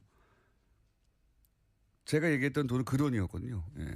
실제로 그때 그런 의혹들이 있어서 빨리 긴급 체포해야 된다는 여론이 아주 컸습니다. 그런데 검찰은 뻔히 휴대폰 추적을 하면 되는데도 일주일이나 열흘 가까이 그냥 뒀어요. 장시호 씨를. 상대적으로 늦게 체포됐습니다. 장시호 씨를 처음 언급한 것도 이 방송에서 안민석 의원이 장시호 씨를 주목해야 된다고 하면서 얘기가 시작됐는데 그런 보도가 난 다음에도 계속 그냥 뒀죠. 열흘이었던가요? 거의 2주 가까이 행방이 묘연하다고. 그리고 어느 날 갑자기 잡혔어요. 무슨 단서나 이야기 없이. 그러니까 그때 처리하라고 한 돈도 있었을 가능성이 있다. 그리고 그 돈을 혼자 이렇게 드시려고 하다가 이런 사단이 시작된 게 아닐까.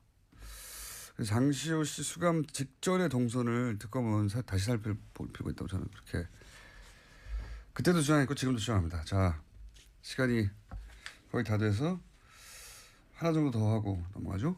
네, 검찰이 2012년 18대 대통령 선거 전 이명박 정부 당시에 국정원이 정치에 개입한 구체적인 정황을 확보하고도 이것을 수사하지 않았습니다. 심지어 관련된 문건을 박근혜 정부 청와대로 넘겼다라고 합니다. 청와대로 넘겼다고요? 네, 당시 법무부 장관은 황교안 전 총리였습니다. 말도 안 되는 뉴스죠. 말도 안 되는 얘기죠. 수사라고 했더니 수사는 안 하고 수사의 대상이 되는 사람에게 이걸 넘겨버린 거 아닙니까? 박근혜 전 대통령의 당선을 위해서 국정원이 댓글 사건을 일으켰고 그 댓글 사건 수사를 받고 있는데 그 자료를 압수한 다음에 박근혜 전 대통령 쪽에 넘겨버린 거 아닙니까? 없애버린 거죠. 말하자면 당사자가 그렇죠. 원본 없잖아. 그대로 청와대에 준 거니까요. 이거는 댓글 수사팀에 보냈어야 되는 거죠. 윤석열 팀이나 최동욱 전 검찰총장에게 보냈어야 할 게 글로 안 가고 청와대로 갔다는 얘기입니다. 이걸 누가 결정했겠어요? 예, 당시 검찰이